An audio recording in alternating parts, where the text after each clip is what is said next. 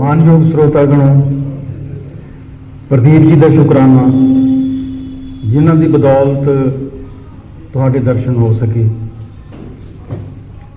थोड़ियां जिहियां गल्लां तुहाडे नाल करनियां ने, नवीआं नहीं, गल्लां पुराणियां ही ने, तुसीं पढ़ियां होईयां ने, लेकिन जिन्हें लिखियां ने कई वारी उहदे मूहों सुणन नूं दिल करदा हुंदा। अपनियां लोक कहानियां 'च अक्सर ये जिक्र आउंदा है, कोई बंदा बैठा है, उन्होंने आखदे ने कहानी सुना। कहानीकार पुछदा है हड्ड बीती सुणावां कि जग बीती। सारे स्रोते आखदे ने जग बीती दा की सुनना, हड्ड बीती। शुरू आपां करांगे मेरी हड्ड बीती नाल। ते एक छोटे जे घर तो छोटा जिहा बच्चा हौली हौली सहजे सहजे कुछ वड्डी थां ते उच्ची थां ते पहुंचे। एक सबब किवें बने ਉਹਦਾ ਜ਼ਿਕਰ ਕਰਾਂਗੇ ਤੇ ਜਿਨ੍ਹਾਂ ਵੱਡਿਆਂ ਨਾਲ ਫਿਰ ਵਾਕਫੀਅਤ ਹੋਈ, ਚਮਤਕਾਰ ਤਾਂ ਉਹ ਹਨ ਜਿਹਨੂੰ ਜਿਵੇਂ ਜਿਵੇਂ ਜਿੱਥੇ ਜਿੱਥੇ ਮਿਲਿਆ ਮੇਰੇ ਨਾਲ ਕਿਵੇਂ ਵਰਤਾਓ ਕੀਤਾ, ਸਕੂਲ 'ਚ ਕੀ ਹੋਇਆ, ਕਾਲਜ 'ਚ ਕੀ ਹੋਇਆ, ਯੂਨੀਵਰਸਿਟੀ 'ਚ ਕੀ ਹੋਇਆ। ਇਹ ਥੋੜ੍ਹੀਆਂ ਜਿਹੀਆਂ ਗੱਲਾਂ ਕਰਾਂਗੇ ਤੁਹਾਡੇ ਨਾਲ ਅੱਜ। ਵਧਾਈ ਹੋਵੇ ਭਾਈ ਹਰਭਜਨ ਸਿੰਘ ਜੀ ਨੂੰ ਕਿਤਾਬ ਦੀ ਘੁੰਡ ਚੁਕਾਈ ਦੀ। ਨਵੀਂ ਕਿਤਾਬ ਇੱਕ ਨਵਾਂ ਅਧਿਆਇ ਖੋਲ੍ਹਦੀ ਹੈ ਆਪਣੇ ਸਾਹਮਣੇ। ਸਮਾਣਾ ਪਾਤੜਾਂ, ਪਟਿਆਲੇ ਤੋਂ ਸਮਾਣਾ ਪਾਤੜਾਂ ਸੜਕ ਤੇ ਮੇਰਾ ਪਿੰਡ ਹੈ ਘੱਗਾ। ਗਰੀਬ ਕਿਸਾਨ ਦੇ ਘਰ ਜਨਮ ਲਿਆ। ਜ਼ਮੀਨ ਥੋੜੀ ਸੀ, ਉਦੋਂ ਅਜੇ ਟਿਊਬਵੈੱਲ ਨਹੀਂ ਸਨ ਚੱਲੇ, ਰਸਾਇਣਕ ਖਾਦਾਂ ਨਹੀਂ ਸਨ ਆਈਆਂ। ਵੱਡਾ ਭਰਾ ਮੇਰਾ ਬੜਾ ਮਿਹਨਤੀ ਪੜ੍ਹਾਕੂ ਸੀ, 10ਵੀਂ ਚੋਂ ਮੈਰਿਟ 'ਚ ਆਇਆ। ਅੱਗੇ ਪੜ੍ਹਾਉਣ ਦੀ ਸੱਤਿਆ ਨਹੀਂ ਸੀ, 에ਅਰ ਫੋਰਸ 'ਚ ਸਿਪਾਹੀ ਭਰਤੀ ਹੋ ਗਿਆ। ਕਦੀ 15 ਦਿਨਾਂ ਪਿੱਛੋਂ, ਕਦੀ ਮਹੀਨੇ ਪਿੱਛੋਂ ਚਿੱਠੀ ਆਉਂਦੀ। ਚਿੱਠੀ ਪੜ੍ਹਾਉਣ ਵਾਸਤੇ ਬਾਪੂ ਜੀ ਬਾਣੀ ਦੀ ਦੁਕਾਨ ਤੇ ਜਾਂਦੇ। ਘਰ 'ਚ ਕੋਈ ਚਿੱਠੀ ਪੜ੍ਹਨ ਵਾਲਾ ਨਹੀਂ ਸੀ। ਮੈਨੂੰ 5 ਸਾਲ ਦੀ ਉਮਰ ਸੀ ਜਦੋਂ ਬਾਪੂ ਜੀ ਨੇ ਹੱਥ 'ਚ ਸੋਟੀ ਫੜਾ ਦਿੱਤੀ ਸੀ। ਪਸ਼ੂ ਚਾਰਨ ਲੱਗਿਆ। ਪਸ਼ੂ ਚਾਰ ਦੇ ਵੀ ਮੇਰੇ ਦੋ ਅਨੁਭਵ ਸੁਣੋ। ਮੱਝਾਂ ਚਾਰਨੀਆਂ ਬਹੁਤ ਸੌਖੀਆਂ ਨੇ।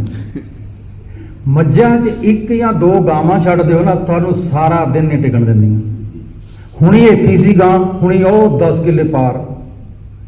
ਗੁਆਂਢੀਆਂ ਤੋਂ ਝਿੜਕਾਂ, ਗਾਲਾਂ, ਥੱਪੜ ਤੱਕ ਖਾਂਦੇ ਗਾਵਾਂ ਦੀ ਬਦੌਲਤ। ਗਾਵਾਂ ਤੋਂ ਦੁਖੀ ਹੋਇਆ ਮੈਂ ਸੋਚਦਾ ਕਿ ਗੁਰੂ ਨਾਨਕ ਦੇਵ ਜੀ ਮੱਝਾਂ ਚਾਰਦੇ ਹੋਏ ਇਸ ਕਰਕੇ ਸੌਂ ਜਾਂਦੇ ਸੀ ਕਦੀ ਕਦੀ, ਕਿਉਂਕਿ ਗਾਂ ਨਹੀਂ ਸੀ ਨਾ ਉਹਨਾਂ ਦੇ ਅੱਗੇ ਚਰਾਉਣ ਵਾਸਤੇ। ਜੇ ਕਿਤੇ ਬਾਬਾ ਜੀ ਦਾ ਬਾਪੂ ਇੱਕ ਦੋ ਗਾਵਾਂ ਵਿੱਚ ਛੱਡ ਦਿੰਦਾ ਫਿਰ ਸੌਂ ਕੇ ਦਿਖਾਉਂਦੇ।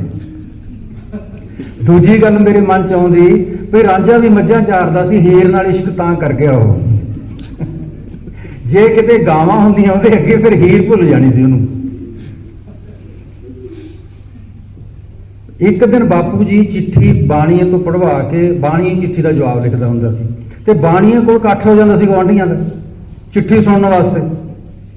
ਹੁਣ ਤੁਸੀਂ ਦੇਖੋ ਵੀ ਮੇਰੇ ਮੋਬਾਈਲ ਦਾ ਸੁਨੇਹਾ ਜਾਂ ਮੇਰੀ ਚਿੱਠੀ ਹੋਰ ਕੋਈ ਕਿਉਂ ਪੜ੍ਹੇ, ਇਹ ਤਾਂ ਸਭ ਤੋਂ ਗੁਪਤ ਚੀਜ਼ ਹੁੰਦੀ ਹੈ।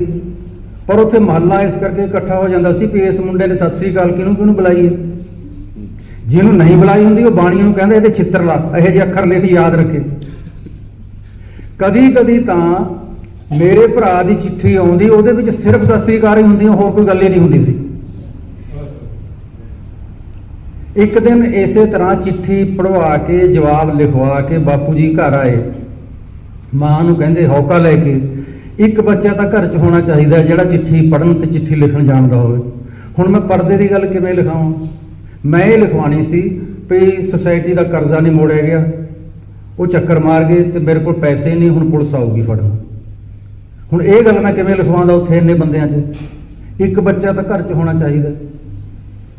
ਮਾਂ ਕਹਿੰਦੀ ਮੇਰੇ ਵੱਲ ਹੱਥ ਕਰਕੇ, ਫਿਰ ਇਹਨੂੰ, ਮੇਰਾ ਨਾਂ ਪਾਲ ਸੀ, ਪੱਪੇ ਨੂੰ ਕੰਨਾ ਲੱਲਾ, ਫਿਰ ਪਾਲ ਨੂੰ ਲਾ ਦਿੰਨੇ ਆਪਾਂ ਪੜ੍ਹਨ। ਬਾਪੂ ਜੀ ਕਹਿੰਦੇ ਫਿਰ ਪਸ਼ੂ ਕੌਣ ਚਾਰੂਗਾ? ਮੈਨੂੰ ਤਾਂ ਥੋੜਾ ਜਿਹਾ ਸੁੱਖ ਹੋਣ ਹੋਇਆ। ਮੈਂ ਸੁਣ ਰਿਹਾ ਸੀ ਗੱਲਾਂ। ਮੈਂ ਕਿਹਾ ਬਾਪੂ ਜੀ ਜੇ ਤੁਸੀਂ ਮੈਨੂੰ ਪੜ੍ਹਨ ਲਾ ਦੋ ਤਾਂ ਦੁਪਹਿਰ ਤੱਕ ਮੈਂ ਪੜ੍ਹ ਲਿਆ ਕਰੂੰਗਾ, ਦੁਪਹਿਰ ਤੋਂ ਲੈ ਕੇ ਸ਼ਾਮ ਤੱਕ ਮੈਂ ਪਸ਼ੂ ਚਾਰ ਲਿਆ ਕਰੂੰਗਾ, ਮੇਰਾ ਪੜ੍ਹਨ ਨੂੰ ਜੀ ਕਰਦਾ। ਬਾਪੂ ਜੀ ਕਹਿੰਦੇ 2 ਕੰਮ ਕਰ ਲਿਆ ਕਰੇਂਗਾ ਤੂੰ? ਮੈਂ ਕਿਹਾ ਜੀ 3 ਕੰਮ ਕਰਿਆ ਕਰੂੰਗਾ। ਇੱਕ ਕੰਮ ਮੈਨੂੰ ਹੋਰ ਪਤਾ ਜਿਹੜਾ ਤੁਹਾਨੂੰ ਨਹੀਂ ਪਤਾ। ਮਾਸਟਰ ਜੀ ਘਰ ਵਾਸਤੇ ਲਿਖਾਈਆਂ ਕਰਨ ਨੂੰ ਦਿੰਦੇ ਹੁੰਦੇ ਨੇ, ਉਹ ਮੈਂ ਰਾਤ ਨੂੰ ਕਰ ਲਿਆ ਕਰੂੰਗਾ। ਕਹਿੰਦੇ ਜੇ ਇਹ ਕੰਮ ਕਰ ਲੇਗਾ ਫਿਰ ਮੈਂ ਤੈਨੂੰ ਪੜ੍ਹਨ ਲਾ ਦੇਣਾ। ਮੈਂ ਕਿਹਾ ਲਾ ਦੋ। ਅਗਲੀ ਸਵੇਰ ਸਵਖਤੇ ਉੱਠੇ, ਇਸ਼ਨਾਨ ਕੀਤਾ, ਬਾਪੂ ਜੀ ਮੈਨੂੰ ਦਾਖਲ ਕਰਾਉਣ ਵਾਸਤੇ ਸਕੂਲ ਤੁਰੇ। ਰਸਤੇ 'ਚ ਬਾਣੀਏ ਦੀ ਦੁਕਾਨ, ਬਾਣੀਏ ਨੂੰ ਕਹਿੰਦੇ 1.25 ਰੁਪਏ ਦੇ ਪਤਾਸੇ ਤੋਲ ਦੇ, ਇੱਕ 5.25 ਗਜ ਪੱਗ ਦੇ ਦੇ। 5.25 ਗਜ ਪੱਗ, ਪਤਾਸਿਆਂ ਦਾ ਕਾਗਜ਼ ਦਾ ਲਿਫਾਫਾ ਲੈ ਕੇ ਸਕੂਲ ਪਹੁੰਚ ਗਏ। ਮਾਸਟਰ ਜੀ ਦੇ ਚਰਨਾਂ 'ਚ ਦਸਤਾਰ ਰੱਖੀ ਤੇ ਮਾਸਟਰ ਜੀ ਨੇ ਕਿਹਾ ਪਤਾਸੇ ਕਲਾਸ 'ਚ ਵੰਡ ਦਿਓ। ਬਾਪੂ ਜੀ ਕਹਿੰਦੇ ਦਾਖਲ ਕਰ ਲਓ ਜੀ ਇਸ ਬੱਚੇ ਨੂੰ। ਮਾਸਟਰ ਜੀ ਕਹਿੰਦੇ ਕੀ ਨਾਂ ਹੈ ਤੇਰਾ? ਮੈਂ ਕਿਹਾ ਜੀ ਪਾਲ। ਉਹ ਬਾਪੂ ਜੀ ਨੂੰ ਕਹਿੰਦੇ ਪੂਰਾ ਨਾਂ ਦੱਸੋ। ਬਾਪੂ ਜੀ ਕਹਿੰਦੇ ਇਹ ਪੂਰਾ ਨਾਂ ਹੀ ਹੈ ਜੀ। ਮਾਸਟਰ ਜੀ ਕਹਿੰਦੇ ਇਹਦੇ ਅੱਗੇ ਪਿੱਛੇ ਕੁਝ ਲੱਗਦਾ ਹੁੰਦਾ ਹੈ, ਜਸਪਾਲ, ਗੁਰਪਾਲ, ਸੁਖਪਾਲ, ਹਰਪਾਲ, ਇਸ ਤਰ੍ਹਾਂ ਕੁਛ ਨਾ ਕੁਛ ਅੱਖਰ ਹੋਰ ਲੱਗਦੇ ਹੁੰਦੇ ਨੇ। ਬਾਪੂ ਜੀ ਕਹਿੰਦੇ ਸਾਨੂੰ ਅਨਪੜ੍ਹਾਂ ਨੂੰ ਕੀ ਪਤਾ ਵੀ ਕੀ ਲੱਗਦਾ ਹੁੰਦਾ, ਜਿਹੜਾ ਕੁਛ ਲੱਗਦਾ ਹੁੰਦਾ ਉਹ ਲਾ ਦਿਓ। ਮਾਸਟਰ ਜੀ ਨੇ ਆਪਣੀ ਮਰਜ਼ੀ ਨਾਲ ਹਾਹਾ ਤੇ ਰਾਰਾ ਪਾ ਦਿੱਤਾ। ਫਿਰ ਮਾਸਟਰ ਜੀ ਕਹਿੰਦੇ ਉਮਰ ਇਹਦੀ ਕਿੰਨੀ ਹੈ? ਬਾਪੂ ਜੀ ਕਹਿੰਦੇ 7 ਸਾਲ। ਮਾਸਟਰ ਜੀ ਕਹਿੰਦੇ 7 ਸਾਲ ਦਾ ਦਿਸਦਾ ਹੈ, 5 ਸਾਲ ਤੋਂ ਵੱਧ ਹੋ ਹੀ ਨਹੀਂ ਸਕਦਾ। ਮਾਸਟਰ ਜੀ ਨੂੰ ਬਾਪੂ ਜੀ ਕਹਿੰਦੇ ਸਾਡੇ ਕੋਲ ਕਿਹੜਾ ਜਨਮ ਪੱਤਰੀਆਂ ਨੇ, ਜੇ 5 ਸਾਲ ਦਾ ਲੱਗਦਾ ਤਾਂ 5 ਸਾਲ ਦਾ ਲਿਖ। ਮਾਸਟਰ ਜੀ ਨੇ 5 ਸਾਲ ਦੇ ਹਿਸਾਬ ਨਾਲ ਮੇਰੀ ਲਿਖ ਦਿੱਤੀ ਉਮਰ। ਮੈਨੂੰ ਕਹਿੰਦੇ ਜਦੋਂ ਤੂੰ ਅਫਸਰ ਰਿਟਾਇਰ ਹੋਵੇਂਗਾ ਮੈਂ ਯਾਦ ਆਊਂਗਾ ਤੈਨੂੰ। ਉਹਨਾਂ ਨੇ ਤਾਂ ਸਹਿਜ ਸੁਭਾਅ ਇੱਕ ਗੱਲ ਕਹਿ ਦਿੱਤੀ ਅਸੀਸ ਵਾਂਗੂ, ਬੱਚਿਆਂ ਨੇ ਮੇਰੀ ਛੇੜਖਾਨੀ ਪਾ ਲਈ। ਉਹ ਜਦੋਂ ਊੜਾ ਆੜਾ ਨਹੀਂ ਆਉਂਦਾ ਸੀ ਮੈਨੂੰ ਆਖਿਆ ਕਰਨ ਅਫਸਰ ਜੀ ਸਤਿ ਸ੍ਰੀ ਅਕਾਲ, ਸਾਨੂੰ ਵੀ ਨੌਕਰੀ ਦੇ ਦੇਗਾ ਕਿ ਨਹੀਂ, ਪਾਣੀ ਪੂਣੀ ਪਲਾਨ ਤੇ ਰੱਖ ਲਈ। ਮੈਂ ਦੁਖੀ, ਬਹੁਤ ਖਿਜਿਆ ਹੋਇਆ ਵੀ ਮਾਸਟਰ ਜੀ ਨੇ ਪੰਗਾ ਕਰ ਦਿੱਤਾ ਨਵਾਂ ਖੜਾ ਮੇਰੇ ਲਈ। ਮੈਂ ਘਰ ਆ ਕੇ ਮਾਂ ਨੂੰ ਗੱਲ ਦੱਸੀ ਵੀ ਇਸ ਤਰ੍ਹਾਂ ਮੇਰੇ ਨਾਲ ਤਾਂ ਛੇੜਖਾਨੀ ਕਰਦੇ ਨੇ, ਮੈਨੂੰ ਅਫਸਰ ਜੀ ਨੌਕਰੀ ਦੇ ਦੇਗਾ ਨਹੀਂ ਦੇ ਦੇਗਾ। ਮਾਂ ਕਹਿੰਦੀ ਫਿਰ ਇਹਦੇ 'ਚ ਮਾੜੀ ਗੱਲ ਕੀ ਹੈ, ਜਿਹੜਾ ਬੱਚਾ ਚੰਗਾ ਲੱਗੇ, ਚੰਗੇ ਸੁਭਾਅ ਦਾ, ਉਹਨੂੰ ਹਾਂ ਕਰ ਦਿਆ ਕਰਕੇ ਦੇ ਦੂੰਗਾ। ਜਿਹੜਾ ਤੈਨੂੰ ਬੁਰਾ ਲੱਗੇ, ਖਿਜਾਉਂਦਾ, ਜਿਹੜਾ ਤੈਨੂੰ ਉਹਨੂੰ ਕਹਿੰਦੇ ਨਹੀਂ ਦਿੰਦਾ ਨੌਕਰੀ, ਤੈਨੂੰ ਜਾਂ ਦਫਾ ਹੋ। ਬਚਪਨ 'ਚ ਦੁਪਹਿਰ ਨੂੰ ਸਕੂਲ 'ਚ ਛੁੱਟੀ ਹੁੰਦੀ, ਅਜੇ ਬਸਤਾ ਮੈਂ ਜ਼ਮੀਨ ਤੇ ਨਹੀਂ ਟਿਕਾਇਆ ਹੁੰਦਾ ਸੀ। ਮਾਂ ਪੁੱਛਦੀ ਹੁੰਦੀ ਰੋਟੀ ਘਰ ਹੀ ਖਾਏਗਾ ਕਿ ਤੇਰੇ ਬਾਪੂ ਜੀ ਦੀ ਰੋਟੀ ਦੇ ਵਿੱਚ ਹੀ ਬੰਨ੍ਹਦੇ ਆ, ਖੇਤ ਖਾਣੀ। ਖੇਤ 3 ਕਿਲੋਮੀਟਰ ਦੂਰ ਸੀ। ਸਿਖਰ ਦੁਪਹਿਰ, ਖਾਣੀ ਹੁੰਦੀ ਖਾ ਲਾਂਦਾ, ਬਣਾਉਣੀ ਹੁੰਦੀ ਬਣਾ ਲਾਂਦਾ। ਜਾ ਰਿਹਾ ਖੇਤ, ਆਵਾਜ਼ ਮਾਰਦਾ। ਗਾਹ ਚੱਲਦੇ ਹੁੰਦੇ ਸਨ ਪੇੜਾਂ 'ਚ, ਕਣਕ ਛੋਲੇ ਕੱਢਦੇ ਹੁੰਦੇ ਜਦੋਂ, ਅਜੇ ਮਸ਼ੀਨ ਨਹੀਂ ਆਈ ਸੀ। ਮੈਂ ਆਵਾਜ਼ ਮਾਰਦਾ ਬਾਪੂ ਜੀ ਰੋਟੀ ਖਾ ਲਓ। ਉੱਥੋਂ ਹੀ ਆਵਾਜ਼ ਆਉਂਦੀ ਇੱਧਰ ਆ, ਰੋਟੀ ਟੰਗਿਆ ਨਿੰਮ ਦੀ ਟਾਹਣੀ ਨਾਲ। ਬਲਦਾਂ ਦੇ ਪਿੱਛੇ ਗਾਹ ਛੇੜ, ਗਾਹ ਨਹੀਂ ਰੁਕਣਾ ਚਾਹੀਦਾ। ਹੱਥ 'ਚ ਪ੍ਰਾਣੀ ਫੜ ਕੇ ਬਲਦਾਂ ਦੇ ਪਿੱਛੇ ਪਿੱਛੇ ਕਣਕ ਗਾਉਂਦਿਆਂ ਗਾਉਂਦਿਆਂ ਬਲਦਾਂ ਦੇ ਖੁਰ ਲਹੂ ਲੁਹਾਨ ਹੋ ਜਾਂਦੇ ਹੁੰਦੇ ਸੀ। ਅੱਗੇ ਅੱਗੇ ਬਲਦ ਰੋਂਦੇ ਜਾਂਦੇ ਹੁੰਦੇ ਸੀ, ਪਿੱਛੇ ਪਿੱਛੇ ਮੈਂ ਰੋਂਦਾ ਜਾਂਦਾ ਹੁੰਦਾ ਸੀ। ਮੈਂ ਸੋਚਦਾ ਇਹ ਪਸ਼ੂ ਨੇ ਨਾ, ਇਹ ਸੋਚਦੇ ਹੋਣਗੇ ਸਾਡਾ ਮਾਲਕ ਸਾਡੇ ਪਿੱਛੇ ਸੋਟੀ ਲਈ ਆਉਂਦਾ ਜਿਹੜਾ, ਇਹ ਬੜਾ ਸੁਖੀ ਹੋਊਗਾ। ਮੈਂ ਬੰਦਾ, ਇਸ ਕਰਕੇ ਮੈਨੂੰ ਪਤਾ ਹੈ ਕਿ ਤੁਹਾਡੇ 'ਚ ਤੇ ਮੇਰੇ 'ਚ ਕੋਈ ਫਰਕ ਨਹੀਂ, ਇੱਕੋ ਜਿਹਾ ਭਾਰ ਢੋ ਰਹੇ ਆਪਾਂ। ਬਾਪੂ ਜੀ ਖਿਜੇ ਰਹਿੰਦੇ ਸੀ, ਕਰਜ਼ਾ ਨਹੀਂ ਉਤਰਦਾ ਸੀ, ਕੰਮ ਬਹੁਤਾ ਸੀ। ਇੱਕ ਦਿਨ ਦੁਪਹਿਰ ਦੀ ਰੋਟੀ ਖਾਂਦੇ ਆ, ਮੈਂ ਬਾਪੂ ਜੀ ਨੂੰ ਚਾਚਿਆਂ ਨਾਲ ਖੁਸ਼ ਮੂਡ 'ਚ ਗੱਲ ਕਰਦਿਆਂ ਦੇਖਿਆ। ਮੈਂ ਮੌਕਾ ਸੰਭਾਲਿਆ, ਅੱਜ ਕੁਝ ਠੀਕ ਹੈ ਹਿਸਾਬ। ਮੈਂ ਕਿਹਾ ਬਾਪੂ ਜੀ ਜੇ ਮੈਨੂੰ ਪੜ੍ਹਨ ਦਾ, ਮੈਨੂੰ ਜਿੰਨਾ ਸਮਾਂ ਪੜ੍ਹਨ ਦਾ ਚਾਹੀਦਾ ਨਾ ਓਨਾ ਨਹੀਂ ਮਿਲਦਾ। ਜੇ ਮੈਨੂੰ ਓਨਾ ਸਮਾਂ ਮਿਲ ਜੇ ਜਿੰਨਾ ਪੜ੍ਹਨ ਨੂੰ ਚਾਹੀਦਾ ਹੁੰਦਾ ਮੈਨੂੰ, ਮੈਂ ਬਾਣੀਆਂ ਦੇ ਜਵਾਕਾਂ ਤੋਂ ਅੱਗੇ ਲੰਘ ਸਕਦਾ। ਉਹ ਸਾਰੇ ਹੱਸ ਪਏ। ਉਹ ਤੂੰ ਬਾਣੀਆਂ ਨਾਲ ਕੀ ਮੁਕਾਬਲਾ ਕਰੇਂਗਾ, ਉਹ ਤਾਂ ਜੰਮਣ ਸਾਰ ਹਿਸਾਬ ਪੜ੍ਹਨ ਲੱਗ ਜਾਂਦੇ ਨੇ। ਆਪਾਂ ਤਾਂ ਜੱਟਾਂ ਪਸ਼ੂਆਂ 'ਚ ਰਹਿੰਦੇ ਰਹਿੰਦੇ ਆਪਾਂ ਪਸ਼ੂਆਂ ਵਰਗੇ ਹੋ ਗਏ ਆ। ਤੈਨੂੰ ਚਿੱਠੀ ਪੜ੍ਹਨੀ ਲਿਖਣੀ ਆ ਜੇ ਬਸ ਠੀਕ ਹੈ, ਹੋਰ ਨਹੀਂ ਆਪਾਂ ਨੂੰ ਕੁਝ ਚਾਹੀਦਾ। ਮੈਂ ਕਿਹਾ ਤੁਸੀਂ ਮੈਨੂੰ 1 ਸਾਲ ਦੇ ਦਿਓ। ਮੇਰਾ ਚਾਚਾ ਕਹਿੰਦਾ ਬਾਪੂ ਜੀ ਨੂੰ, ਬਾਈ ਜੀ ਇਹ ਜਵਾਕ ਮਿੰਨਤਾਂ ਕਰੀ ਜਾਂਦਾ, ਦੇਖੋ ਰੋਟੀ ਲੈ ਕੇ ਤਾਂ ਆ ਹੀ ਕਰੂ ਆਪਣੀ ਦੁਪਹਿਰ ਨੂੰ, ਹੋਰ ਤਾਂ ਕੋਈ ਰੋਟੀ ਲੈਣ ਵਾਲੇ ਨਹੀਂ। ਆਪਾਂ ਜਿੰਨਾ ਚਿਰ ਇਹਨੂੰ ਪੜ੍ਹਨ ਨੂੰ ਲਿਖਾਈਆਂ ਲੁਖੀਆਂ ਕਰਨ ਨੂੰ ਚਾਹੀਦਾ ਆਪਾਂ ਨਹੀਂ ਛੇੜਦੇ, ਫਿਰ ਸ਼ਾਮ ਨੂੰ ਇਹ ਪਸ਼ੂ ਚਾਰ ਲਿਆ ਕਰੂਗਾ। ਮੈਨੂੰ ਬਾਪੂ ਜੀ ਵੱਲੋਂ 1 ਸਾਲ ਆਪਣੀ ਮਰਜ਼ੀ ਦਾ ਸਮਾਂ ਪੜ੍ਹਾਈ ਤੇ ਲਾਉਣ ਦੀ ਆਗਿਆ ਮਿਲ ਗਈ, ਤੇ ਨਾਲ ਇਹ ਕਿਹਾ ਕਿ ਜੇ ਸਾਰਿਆਂ ਤੋਂ ਅੱਗੇ ਨਾ ਲੰਘਿਆ ਫਿਰ ਅਸੀਂ ਤੈਨੂੰ ਹਟਾ ਲਾਂਗੇ। ਮੈਨੂੰ ਇਹ ਗੱਲ ਇਸ ਕਰਕੇ ਨਹੀਂ ਅੱਜ ਤੱਕ ਭੁੱਲਦੀ ਕਿ ਹਟਾਇਆ ਤਾਂ ਉਹਨਾਂ ਬੱਚਿਆਂ ਨੂੰ ਕਰਦੇ ਨੇ ਜਿਹੜੇ ਫੇਲ ਹੋਣ ਲੱਗ ਜਾਣ। ਮੇਰੇ ਉੱਤੇ ਸ਼ਰਤ ਲਾਈ ਗਈ ਕਿ ਇਹਨੂੰ ਹਟਾ ਲਾਂਗੇ ਜੇ ਸਾਰਿਆਂ ਤੋਂ ਅੱਗੇ ਨਾ ਲੰਘਿਆ। ਮੈਂ ਖੇਤ ਦੇ ਸਖਤ ਕੰਮ ਚੋਂ ਭਗੌੜਾ ਹੋਣਾ ਚਾਹੁੰਦਾ ਸੀ। ਉਹਦੇ ਵਾਸਤੇ ਹੋਰ ਕੋਈ ਰਸਤਾ ਨਹੀਂ ਸੀ ਕਿ ਮੈਂ ਮਿਹਨਤ ਕਰਾਂ। ਮੈਂ ਦੇਖਦਾ ਕਿ ਮੇਰੇ ਨਾਲੋਂ ਤਿੱਖੇ ਦਿਮਾਗਾਂ ਵਾਲੇ ਮੇਰੇ ਜਮਾਤੀ ਦੁੱਗਣੇ ਤਿੱਖੇ। ਮੈਂ ਸੋਚਦਾ ਜੇ ਮੈਂ ਇਹਨਾਂ ਨਾਲੋਂ ਦੁੱਗਣੀ ਮਿਹਨਤ ਕਰ ਲਵਾਂ ਫਿਰ ਮੈਂ ਇਹਨਾਂ ਦੇ ਬਰਾਬਰ ਆ ਜਾਵਾਂ। ਜੇ ਇਹਨਾਂ ਨਾਲੋਂ ਮੈਂ 2.5 ਗੁਣਾ ਵੱਧ ਮਿਹਨਤ ਕਰ ਲਵਾਂ ਫਿਰ ਮੈਂ ਇਹਨਾਂ ਤੋਂ ਅੱਗੇ ਲੱਗ ਸਕਦਾ। ਮੈਂ ਬੜਾ ਤਕੜਾ ਰੱਟੇਬਾਜ਼। ਹੁਣ ਮੈਂ ਇਹ ਦਾਅਵਾ ਨਹੀਂ ਕਰਦਾ ਕਿ ਮੈਂ ਬਹੁਤ ਕਿਤਾਬਾਂ ਪੜ੍ਹੀਆਂ ਨੇ। ਜਿੰਨੀਆਂ ਕਿਤਾਬਾਂ ਪੜ੍ਹੀਆਂ ਨੇ ਉਹਨਾਂ 'ਚੋਂ ਜਿਹੜੀਆਂ ਮੈਨੂੰ ਚੰਗੀਆਂ ਲੱਗੀਆਂ ਉਹ ਮੈਂ ਪੜ੍ਹਨੋਂ ਨਹੀਂ ਹਟਦਾ। ਫਿਰ ਮੈਂ 300 ਪੰਨੇ ਪੜ੍ਹ ਲਏ, ਕਿਤਾਬ 300 ਪੰਨਿਆਂ ਦੀ ਹੈ, ਮੈਂ ਪੰਨਾ ਨੰਬਰ 1 ਤੋਂ ਫਿਰ ਸ਼ੁਰੂ ਕਰ ਦਿੰਦਾ। ਇਉਂ ਕਰਦਿਆਂ ਕਰਦਿਆਂ ਮੈਨੂੰ ਪੰਨਿਆਂ ਦੇ ਪੰਨੇ ਉਹਦੇ ਆਇਆਂ ਦੇ ਆਏ। ਮੈਨੂੰ ਕਈ ਦੋਸਤ ਕਹਿੰਦੇ, ਉਦੋਂ ਵੀ ਕਹਿੰਦੇ ਹੁਣ ਵੀ ਕਹਿ ਦਿੰਦੇ ਨੇ, ਤੇਰੀ ਯਾਦਦਾਸ਼ਤ ਬੜੀ ਕਮਾਲ ਦੀ ਹੈ। ਮੈਂ ਕਿਹਾ ਮੈਨੂੰ ਤਾਂ ਬਚਪਨ 'ਚ ਪਤਾ ਲੱਗ ਗਿਆ ਸੀ ਮੇਰੀ ਯਾਦਦਾਸ਼ਤ ਬਹੁਤ ਢਿੱਲੀ ਹੈ। ਮੈਂ ਬਚਪਨ ਤੋਂ ਹੀ ਰੱਟੇ ਲਾਉਣ ਲੱਗ ਗਿਆ ਸੀ। ਤਾਂ ਜੇ ਮੈਂ ਮੈਨੂੰ ਇਹ ਲੱਗਦਾ ਹੁੰਦਾ ਸੀ ਸਰੋਤਾਗਣੋਂ ਕਿ ਮਾਸਟਰ ਜੀ ਜਿਹੜੇ ਛੱਤ ਹੇਠਾਂ ਪੱਖੇ ਹੇਠਾਂ ਬੈਠੇ ਨੇ ਕੋਈ ਕੰਮ ਨਹੀਂ ਕਰਦੇ ਮੌਜਾਂ 'ਚ। ਦੁਕਾਨ ਤੇ ਬਾਣੀਆਂ ਕੋਈ ਕੰਮ ਨਹੀਂ ਕਰਦਾ। ਕੰਮ ਤਾਂ ਮਜ਼ਦੂਰ ਤੇ ਕਿਸਾਨ ਕਰਦਾ, ਜਿਹੜਾ ਖੇਤ 'ਚ ਧੁੱਪਾਂ ਵੀ ਝੱਲਦਾ, ਕੱਕਰ ਵੀ ਝੱਲਦਾ ਤੇ ਸਖਤੀਆਂ, ਕਰਜ਼ੇ, ਸਖਤੀਆਂ, ਇਹ ਸਾਰਾ ਕੁਝ ਝੱਲਣਾ ਪੈਂਦਾ। ਕੰਮ ਤਾਂ ਇਹ ਹੈ। ਹੋਇਆ ਕੀ, ਮਿਹਨਤ ਕਰਨੀ ਕੀਤੀ ਸ਼ੁਰੂ। ਤੁਸੀਂ ਦੇਖੋ ਕਿ ਕਹਾਣੀ ਨੂੰ ਵੀ ਕੋਈ ਰੱਟਾ ਲਾਉਣਾ ਹੁੰਦਾ। ਕਹਾਣੀ ਤਾਂ ਇੱਕ ਵਾਰੀ ਸੁਣੀ ਯਾਦ ਹੋ ਜਾਂਦੀ ਹੈ। ਮੈਂ ਕਹਾਣੀਆਂ ਨੂੰ ਵੀ, ਲੇਖਾਂ ਨੂੰ ਵੀ ਰੱਟਾ ਲਾਉਂਦਾ ਹੁੰਦਾ। ਸਵਾਲ ਜਿਹੜੇ ਔਖੇ ਹੁੰਦੇ ਜਿਹੜੀ ਲੜੀ ਦੇ ਵਾਰ-ਵਾਰ ਕੱਢੀ ਜਾਂਦਾ, ਫੇਰ ਸ਼ੁਰੂ ਕਰ ਦਿੰਦਾ, ਸ਼ੁਰੂ ਤੋਂ ਫੇਰ ਸ਼ੁਰੂ ਕਰ ਦਿੰਦਾ। ਲਓ ਜੀ, ਮੇਰਾ ਪਿੰਡ ਦਾ ਸਕੂਲ ਸੀ 8ਵੀਂ ਦਾ, ਸਰਕਾਰੀ ਮਿਡਲ ਸਕੂਲ। ਆਲੇ ਦੁਆਲੇ ਛੋਟੇ ਛੋਟੇ 13 ਪਿੰਡ ਪ੍ਰਾਇਮਰੀ ਸਕੂਲ ਸਨ। ਜਿਹੜਾ 8ਵੀਂ ਦਾ ਸਕੂਲ ਹੁੰਦਾ ਸੀ ਉਹ 5ਵੀਂ ਦੇ ਇਮਤਿਹਾਨਾਂ ਦਾ ਸੈਂਟਰ ਉਹ ਬਣਦਾ ਹੁੰਦਾ ਸੀ। ਹੁਣ ਤਾਂ ਇਸ ਤਰ੍ਹਾਂ ਮੇਰੇ ਖਿਆਲ ਨਹੀਂ ਹੁੰਦਾ। ਮੇਰੇ ਵੇਲੇ ਡਿਸਟ੍ਰਿਕਟ ਐਜੂਕੇਸ਼ਨ ਅਫਸਰ ਦੇ ਦਫ਼ਤਰੋਂ ਪੇਪਰ 5ਵੀਂ ਦੇ ਛਪੇ ਹੋਏ ਆਉਂਦੇ ਹੁੰਦੇ ਸੀ ਤੇ ਬਾਹਰੋਂ ਸਟਾਫ ਇਮਤਿਹਾਨ ਲੈਣ ਆਉਂਦਾ ਹੁੰਦਾ ਸੀ। ਜਿਹੜੇ ਮਾਸਟਰ ਜੀ ਸਾਨੂੰ ਪੜ੍ਹਾਉਂਦੇ ਹੁੰਦੇ ਸਨ ਉਹ ਹੋਰਾਂ ਸਕੂਲਾਂ 'ਚ ਇਮਤਿਹਾਨ ਲੈਣ ਜਾਂਦੇ। ਜਿਹੜਾ ਸਟਾਫ ਬਾਹਰੋਂ ਆਉਂਦਾ 5 ਦਿਨ ਸਾਡੇ ਪੇਪਰ ਲੈਂਦਾ, 5 ਦਿਨਾਂ ਚੈੱਕ ਕਰਦਾ, 10 ਦਿਨਾਂ ਬਾਅਦ ਰਿਜ਼ਲਟ ਡਿਕਲੇਅਰ ਕਰਕੇ ਫਿਰ ਉੱਥੋਂ ਰਵਾਨਾ ਹੁੰਦਾ ਆਪਣੇ ਆਪਣੇ ਥਾਵਾਂ। ਪੇਪਰ ਵੰਡਣੇ ਸ਼ੁਰੂ ਹੋਏ। ਹੇਠ ਲਿਖੇ 7 ਸਵਾਲਾਂ ਵਿੱਚੋਂ 5 ਹੱਲ ਕਰੋ। 7 ਦੇ 7 ਹੱਲ। ਪੇਪਰ ਹੋ ਗਏ। ਰਿਜ਼ਲਟ ਦਾ ਡਿਕਲੇਅਰ ਕਰਨ ਦਾ ਦਿਨ ਆ ਗਿਆ। 14 ਸਕੂਲਾਂ 'ਚ ਮੈਂ ਟੌਪ ਕਰ ਗਿਆ।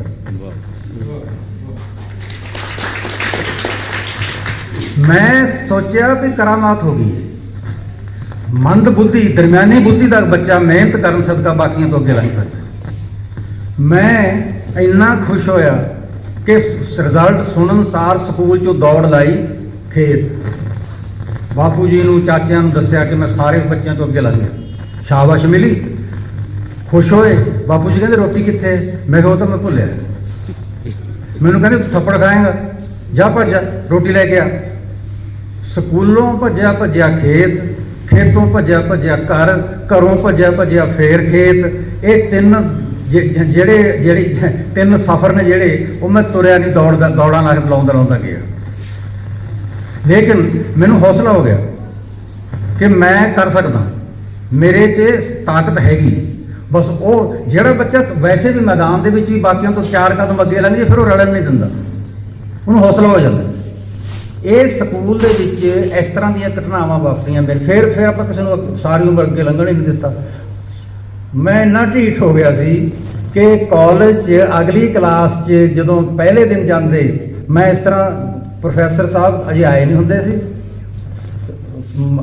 ਡਾਇਸ ਤੇ ਚਲਾ ਜਾਂਦਾ, ਆਪਣੇ ਜਮਾਤੜਾਂ ਨੂੰ ਕਹਿ ਹੁੰਦਾ ਕਿ ਲਓ ਅੱਜ ਪਹਿਲਾ ਦਿਨ ਹੈ, ਸਾਰਾ ਸਾਲ ਆਪਾਂ ਇਕੱਠਿਆਂ ਪੜ੍ਹਨਾ ਹੈ, ਫਸਟ ਪੋਜੀਸ਼ਨ ਤਾਂ ਮੇਰੀ ਹੋ ਗਈ, ਇਹਦੇ ਵੱਲ ਤਾਂ ਕੋਈ ਨਿਗਾਹ ਕਰੇ ਨਾ, ਦੂਜੀ ਤੇ ਤੀਜੀ ਪੋਜੀਸ਼ਨ ਜਿਹਨੇ ਲੈਣੀ ਆ ਲੈ ਲੇ। ਤੇ ਇਹ ਕਹਿੰਦਾ ਹੁੰਦਾ ਸੀ ਮੈਂ ਕਿ ਕਲਾਸ 'ਚੋਂ ਨਹੀਂ, ਮੈਂ ਯੂਨੀਵਰਸਿਟੀ ਦੀ ਗੱਲ ਕਰ ਰਿਹਾ, ਯੂਨੀਵਰਸਿਟੀ ਦਾ ਰਿਕਾਰਡ ਰਿਵਾਈਜ਼ ਕਰਾਂਗੇ ਆਪਾਂ। BA ਦਾ ਤੇ MA ਦਾ ਰਿਕਾਰਡ ਰਿਵਾਈਜ਼ ਕੀਤਾ। ਮਾਸਟਰ ਜੀ ਸਾਡੇ ਇੰਨੇ ਚੰਗੇ, ਹਜ਼ੂਰ ਸਿੰਘ ਤੇ ਵਜ਼ੀਰ ਸਿੰਘ ਦੋ ਸਕੇ ਭਰਾ ਸਨ। 47 ਚ ਉਧਰ ਮਾਸਟਰ ਹੁੰਦੇ ਸਨ, ਸਾਡੇ ਪਿੰਡ ਸਕੂਲ ਹੀ ਨਹੀਂ ਸੀ। ਉਧਰੋਂ ਆਏ ਉਜੜ ਕੇ ਪਿੰਡ ਦਾ ਇਕੱਠ ਕੀਤਾ, ਅਸੀਂ ਮਾਸਟਰਾਂ, ਤੁਹਾਡੇ ਪਿੰਡ 'ਚ ਸਕੂਲ ਨਹੀਂ, ਅਸੀਂ ਤੁਹਾਡੇ ਬੱਚਿਆਂ ਨੂੰ ਪੜ੍ਹਾ ਦਿਆ ਕਰਾਂਗੇ। ਹਥਾਈ 'ਚ ਉਹਨਾਂ ਨੂੰ ਕਮਰਾ ਦੇ ਦਿੱਤਾ, ਰਹਿਣ ਵਾਸਤੇ ਉਹਨਾਂ ਨੂੰ ਇੱਕ ਕਮਰਾ ਦੇ ਦਿੱਤਾ। ਉਹਨਾਂ ਦਾ ਸੁਭਾਅ ਕਿਹੋ ਜਿਹਾ ਸੀ, ਇਹ ਮਤਲਬ ਤੁਸੀਂ ਦੇਖੋ ਕਿ ਕੋਈ ਤਕਰੀਬਨ 60-65 ਸਾਲ ਪੁਰਾਣੀਆਂ ਗੱਲਾਂ ਦੱਸ ਰਿਹਾ ਤੁਹਾਨੂੰ ਕਿ ਇੱਕ ਮਾਸਟਰ ਜੀ ਪਹਿਲੀ ਕਲਾਸ ਲੈ ਲੈਂਦੇ, ਦੂਸਰੇ ਮਾਸਟਰ ਜੀ ਦੂਜੀ ਕਲਾਸ, ਪੰਜਵੀਂ ਤੱਕ ਫਿਰ ਉਹਨਾਂ ਨੇ ਇਹ ਜਿਹਦੇ ਕੋਲ ਪਹਿਲੀ ਕਲਾਸ ਸੀ ਉਹਦੇ ਕੋਲ ਅਗਲੇ ਸਾਲ ਦੂਜੀ ਵੀ ਉਹੀ ਕਲਾਸ, ਉਹੀ ਬੱਚੇ, ਤੀਜੀ ਵੀ ਉਹੀ। ਉਹ ਕਹਿੰਦੇ ਹੁੰਦੇ ਸੀ ਵੀ ਜਦੋਂ ਬਹੁਤੇ ਮਾਸਟਰ ਪੜ੍ਹਾਉਣ ਲੱਗ ਜਾਣ ਨਾ ਬੱਚਿਆਂ ਨੂੰ, ਫਿਰ ਜ਼ਿੰਮੇਵਾਰੀ ਨਹੀਂ ਰਹਿੰਦੀ ਕਿਸੇ ਦੀ, ਅਸੀਂ ਦਿਖਾਵਾਂਗੇ ਤੁਹਾਨੂੰ ਸਾਡੀਆਂ ਕਲਾਸਾਂ ਕਿਹੀਆਂ ਜਿਹੀਆਂ ਨੇ। ਕਈ ਵਾਰ ਮਾਪੇ ਸਾਲ 2-2 ਸਾਲ ਉਡੀਕ ਲੈਂਦੇ ਸੀ ਵੀ ਜਦੋਂ ਮਾਸਟਰ ਹਜ਼ੂਰ ਸਿੰਘ ਦੀ ਵਾਰੀ ਆਊਗੀ ਨਾ ਕਲਾਸ ਲੈਣ ਦੀ, ਉਦੋਂ ਦਾਖਲ ਕਰਾਵਾਂਗੇ ਬੱਚੇ। ਤੁਸੀਂ ਇਹ ਦੇਖੋ ਮਾਨਯੋਗ ਦੋਸਤੋ ਕਿ ਗੁਲਿਸਤਾਂ ਤੇ ਬੋਸਤਾਂ ਸਾਨੂੰ 5ਵੀਂ ਜਮਾਤ ਦੇ ਵਿੱਚ ਸੁਣਾ ਦਿੱਤੀਆਂ ਸੀ ਉਹਨਾਂ ਨੇ। ਜਿਹੜੀਆਂ ਕਿਤਾਬਾਂ ਉਹਨਾਂ ਨੇ ਪੜ੍ਹੀਆਂ ਹੁੰਦੀਆਂ ਸੀ ਸਾਰੀਆਂ ਨਹੀਂ ਅਸੀਂ ਪੜ੍ਹ ਸਕਦੇ ਹੁੰਦੇ ਸੀ, ਲੇਕਿਨ ਉਹਨਾਂ ਦਾ ਜ਼ਿਕਰ ਕਲਾਸ 'ਚ ਕਰਦੇ ਹੁੰਦੇ ਹੋ। ਲਿਖਾਈ ਕਿਵੇਂ ਬਲੈਕ ਬੋਰਡ ਤੇ ਮਜਾਲ ਹੈ ਕੋਈ ਲਕੀਰ ਉੱਪਰ ਹੇਠਾਂ ਹੋ ਜੇ, ਐਨ ਸਾਦੇ ਹੋਏ ਅੱਖਰ, ਸਿੱਧੀਆਂ ਕਤਾਰਾਂ, ਤੇ ਕਿਹਾ ਕਰਦੇ ਸੀ ਵੀ ਤੁਹਾਡੀਆਂ ਕਾਪੀਆਂ 'ਚ ਤਾਂ ਲਾਈਨਾਂ ਲੱਗੀਆਂ ਹੋਈਆਂ ਨੇ, ਲਾਈਨਾਂ ਦੇ ਵਿੱਚ ਵੀ ਕੋਈ ਲਿਖਣਾ ਔਖਾ ਹੈ, ਗਲਤੀ ਨਹੀਂ ਕਰਨੀ। ਸਖਤ ਵੀ ਸਨ, ਝਿੜਕਦੇ ਵੀ ਸਨ, ਲੇਕਿਨ ਬਹੁਤਾ ਸਮਾਂ ਪ੍ਰੇਮ ਨਾਲ ਸਾਨੂੰ ਸਮਝਾ। ਅਸੀਂ ਕੀ ਕਰਦੇ ਦੇਖੋ ਤੁਸੀਂ ਕਿ ਸਾਡੇ ਕੋਲ ਉਹਨਾਂ ਨੂੰ ਦੇਣ ਲਈ ਟਿਊਸ਼ਨ ਦੇ ਪੈਸੇ ਨਹੀਂ ਹੁੰਦੇ ਸੀ। ਜਦੋਂ ਦੀਵਾਲੀ ਦੁਸਹਿਰਾ ਲੰਘ ਜਾਂਦਾ, ਸਰਦੀਆਂ ਸ਼ੁਰੂ ਹੁੰਦੀਆਂ, ਅਸੀਂ ਚੁੱਕਦੇ ਬਸਤੇ ਉਹਨਾਂ ਦੇ ਘਰੇ ਜਾ ਰਹੇ ਹੁੰਦੇ, ਮਾਸਟਰ ਜੀ ਹਿਸਾਬ ਦੇ ਸਵਾਲ ਸਿੱਖਣੇ ਨੇ, ਬੈਠ ਜਾਓ। ਉਹਨਾਂ ਨੂੰ ਦੇਣ ਵਾਸਤੇ ਸਾਡੇ ਕੋਲ ਸਾਗ ਹੁੰਦਾ, ਕਦੀ ਮੱਖਣ ਹੁੰਦਾ, ਕਦੀ ਗੰਨੇ ਹੁੰਦੇ, ਜੋ ਸਾਡੇ ਘਰ ਉਪਜ ਹੁੰਦੀ, ਦੇਸੀ ਜਿਹੀਆਂ ਚੀਜ਼ਾਂ ਜੋ ਦੇ ਦਿੰਦੇ, ਅਸੀਸਾਂ ਮਿਲਦੀਆਂ, ਤੇ ਜਿੰਨਾ ਚਿਰ ਸਾਡਾ ਮਨ ਕਰਦਾ ਅਸੀਂ ਪੜ੍ਹੀ ਜਾਂਦੇ ਉਹਨਾਂ ਕੋਲ ਬੈਠੇ। ਇੱਕ ਦਿਲਚਸਪ ਗੱਲ ਯਾਦ ਆਈ ਮੈਨੂੰ ਇਹਨਾਂ ਦਿਨਾਂ ਦੀ, ਖੇਤ ਗਿਆ ਮੈਂ, ਉਦੋਂ ਕਪਾਹ ਚੁਗਣ ਤੇ ਮਿਰਚਾਂ ਤੋੜਨ, ਮਿਰਚਾਂ ਚੂੰਡਣ ਹਰੀਜਨਾਂ ਦੀਆਂ ਕੁੜੀਆਂ ਔਰਤਾਂ ਹੁੰਦੀਆਂ, ਜ਼ਿਆਦਾਤਰ ਬਾਜ਼ੀਗਰਨੀ,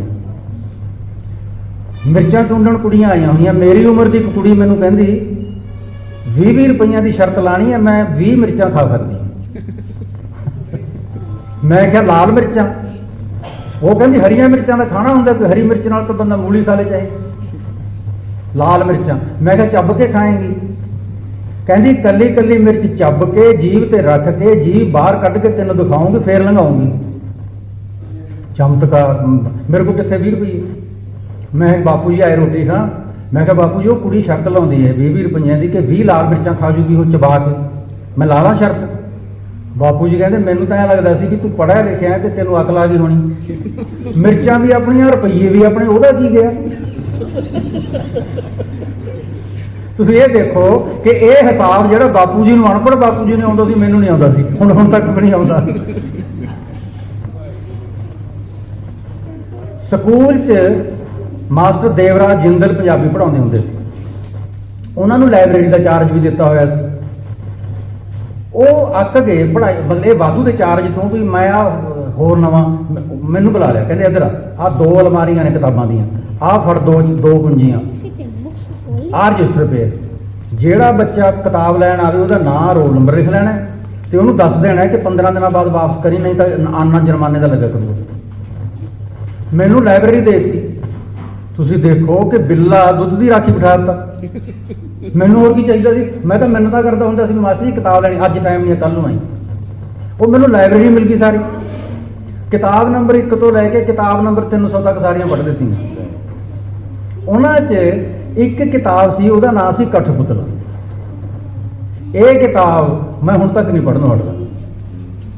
ਇਟਾਲੀਅਨ ਲੇਖਕ ਹੈ ਇਹਦਾ, ਰਜਿੰਦਰ ਸਿੰਘ ਆਲੂਵਾਲੀਆ ਉਹਦਾ ਨਾਮ। ਟਾਈਟਲ ਪੇਜ ਤੇ ਲਿਖਿਆ ਹੋਇਆ ਹੈ ਇਟਾਲੀਅਨ ਵਿੱਚੋਂ ਪੰਜਾਬੀ ਵਿੱਚ ਸਿੱਧਾ ਅਨੁਵਾਦ। ਕੀ ਬਾਤ ਹੈ। ਮੈਂ ਸਕੂਲ ਸੋਚਦਾ ਹੁੰਦਾ ਵੀ ਸਾਨੂੰ ਤਾਂ ਅੰਗਰੇਜ਼ੀ ਵੀ ਮਸਾਂ ਆਉਂਦੀ ਹੈ, ਇਹਨੂੰ ਇਟਾਲੀਅਨ ਕਿੱਥੋਂ ਆਉਂਦੀ ਹੋਊਗੀ, ਕਿਵੇਂ ਸਿੱਖੀ ਹੋਊਗੀ। ਮੈਂ ਮਾਸਟਰ ਜੀ ਨੂੰ ਪੁੱਛਿਆ ਜੀ ਆਹ ਦੇਖੋ ਆਹ ਲਿਖਿਆ ਹੋਇਆ ਹੈ ਇਟਾਲੀਅਨ ਬੋਲੀ ਇਟਾਲਵੀ, ਇਹ ਕਿੱਥੋਂ ਕਹਿੰਦਾ ਮੈਨੂੰ ਤਾਂ ਪਤਾ ਨਹੀਂ। ਮੈਂ ਕਾਲਜ ਦੇ ਵਿੱਚ ਇੱਕ ਦੋ ਪ੍ਰੋਫੈਸਰਾਂ ਨੂੰ ਪੁੱਛਿਆ, ਉਹਨਾਂ ਨੂੰ ਨਹੀਂ ਪਤਾ ਸੀ। ਸਰਦਾਰ ਕਪੂਰ ਸਿੰਘ ICS ਨੂੰ ਪੁੱਛਿਆ ਮੈਂ ਜੀ, ਇੱਕ ਕਿਤਾਬ ਹੈ ਉਹਦਾ ਨਾਮ ਹੈ ਪਿਨਾਕੀਓ, ਮੂਲ ਕਿਤਾਬ ਦਾ ਨਾਮ ਪਿਨਾਕੀਓ ਹੈ, ਪੰਜਾਬੀ ਚ ਕਠਪੁਤਲਾ ਅਨੁਵਾਦ ਕੀਤਾ ਉਹਦਾ, ਤੇ ਇਹਦਾ ਲੇਖਕ ਰਜਿੰਦਰ ਸਿੰਘ ਆਲੂਵਾਲੀ ਹੈ।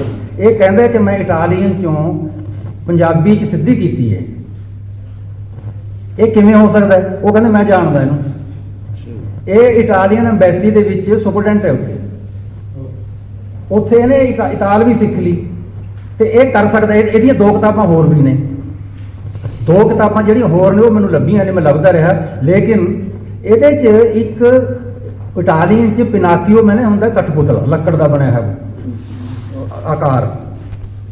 ਇੱਕ ਮਿਸਤਰੀ ਹੈ ਜਪੈਤੋ, ਉਹ ਮਿਸਤਰੀ ਲੱਕੜਾਂ ਘੜ ਰਿਹਾ ਹੈ ਤਾਂ ਇੱਕ ਲੱਕੜ ਚੋਂ ਆਵਾਜ਼ ਆ ਰਹੀ, ਉਹ ਹੌਲੀ, ਦਰਦ ਹੁੰਦਾ ਮੈਨੂੰ ਹੌਲੀ, ਉਹ ਲੱਕੜ ਛੱਡ ਕੇ ਭੱਜ ਗਿਆ।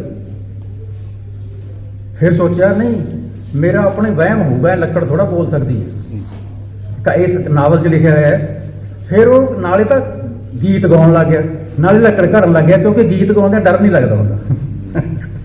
ਜਦੋਂ ਆਪਾਂ ਥੱਕ ਜਾਈਏ ਨਾ, ਕੰਮ ਕਰਨ ਨੂੰ ਜੀ ਨਾ ਕਰੇ, ਕੋਈ ਨਾ ਕੋਈ ਚੀਜ਼ ਗੁਣਗੁਣਾਉਣ ਲੱਗ ਜਾਓ ਤਾਂ ਫਿਰ ਉਹ ਤੁਹਾਡਾ ਥਕੇਵਾਂ ਘੱਟ ਕਰ ਦਿੰਦਾ। ਜਦੋਂ ਦੂਜੀ ਵਾਰੀ ਲੱਕੜ ਘੜਨ ਲੱਗਿਆ ਫਿਰ ਆਵਾਜ਼ ਆਈ, ਤੇ ਨਾਲੇ ਇਹ ਕਿਹਾ ਡਰ ਨਾ, ਮੈਨੂੰ ਪਤਾ ਤੇਰੇ ਔਲਾਦ ਨਹੀਂ, ਤੇਰੇ ਬੱਚਾ ਨਹੀਂ ਹੈ, ਮੈਂ ਤੇਰੀ ਸੇਵਾ ਕਰੂੰਗਾ, ਮੈਨੂੰ ਤੂੰ ਸਮਾਰ ਕੇ ਘੜ ਦੇ। ਉਹ ਕਠਪੁਤਲੇ 'ਚ ਜਾਨ ਪੈ ਗਈ। ਉਹ ਕਠਪੁਤਲਾ ਕੀ ਵਿਹਾਰ ਕਰਦਾ ਹੈ, ਸਿਰੇ ਦਾ ਨਲਾਇਕ ਬੱਚਾ ਹੈ, ਨਾ ਮਾਸਟਰਾਂ ਦਾ ਆਖਾ ਮੰਨੇ, ਨਾ ਪਿਤਾ ਦਾ ਆਖਾ ਮੰਨੇ, ਨੁਕਸਾਨ ਜਿੱਥੇ ਵੀ ਹੋ ਸਕਦਾ ਜ਼ਰੂਰ ਕਰਦਾ ਹੈ। ਉਹ ਸਕੂਲੋਂ ਦੌੜਦਾ ਹੈ, ਗਲਤ ਸੰਗਤ 'ਚ ਫਸਦਾ ਹੈ, ਅਖੀਰ 'ਚ ਕਿਵੇਂ ਫਿਰ ਬੱਚਾ ਬਣ ਜਾਂਦਾ ਹੈ। ਇਹ ਨਾਵਲ ਹੈ ਸਾਰਾ, ਲੇਕਿਨ ਇਸ ਨਾਵਲ ਦੀਆਂ ਇੱਕ ਦੋ ਗੱਲਾਂ ਤੁਹਾਨੂੰ ਸੁਣਾ। ਪਿਤਾ ਨੇ ਫਟਕਾਰਾਂ ਪਾਈਆਂ, ਇਹੋ ਜਿਹੀਆਂ ਘਟਨਾਵਾਂ ਵੀ ਨੇ ਇਹਦੇ 'ਚ ਕਿ ਇੱਕ ਦਿਨ ਪਿਤਾ ਉਹਦੇ ਵਾਸਤੇ 3 ਸੇਬ ਲੈ ਕੇ ਆਇਆ ਸ਼ਾਮ ਨੂੰ ਕੰਮ ਤੋਂ, ਲੈ ਪਿਨਾਕੀਓ ਸੇਬ ਖਾ ਲੈ। ਪਿਤਾ ਨੂੰ ਕਹਿੰਦਾ ਤੂੰ ਵੀ ਖਾ ਲੈ। ਚਾਕੂ ਲਿਆਂਦਾ, ਮੋਟੇ ਮੋਟੇ ਛਿੱਲਦਾ ਹੇਠਾਂ ਸੁੱਟਣ ਲੱਗ ਗਿਆ। ਬਾਪੂ ਕਹਿੰਦਾ ਉਹ ਭਲਿਆ ਮਾਨਸਾ, ਇਹ ਸੁੱਟਣ ਵਾਲੀਆਂ ਚੀਜ਼ਾਂ ਨੇ, ਇਹ ਖਾਈ ਦੇ ਹੁੰਦੇ ਨੇ, ਤੂੰ ਨੁਕਸਾਨ ਕਿਉਂ ਕਰੀ ਜਾਂਦਾ ਇਹਨਾਂ ਦਾ। ਉਹ ਕਹਿੰਦਾ ਬਾਪੂ ਮੈਂ ਤੈਨੂੰ ਅੱਗੇ ਵੀ ਕਈ ਵਾਰੀ ਆਖਿਆ, ਜਦੋਂ ਮੈਂ ਖਾਇਆ ਪੀਆ ਕਰਾਂ ਮੈਨੂੰ ਟੋਕਿਆ ਨਾ ਕਰ, ਨਹੀਂ ਮੈਂ ਵਗਾ ਕੇ ਮਾਰਨੇ ਨੇ, ਮੈਂ ਤਾਂ ਜਿਵੇਂ ਜੀ ਕਰਦਾ ਉਸ ਤਰ੍ਹਾਂ ਖਾਊਂਗਾ। ਉਹ ਪਿਓ ਚੁੱਪ ਕਰ ਜਾਂਦਾ ਅਕਸਰ।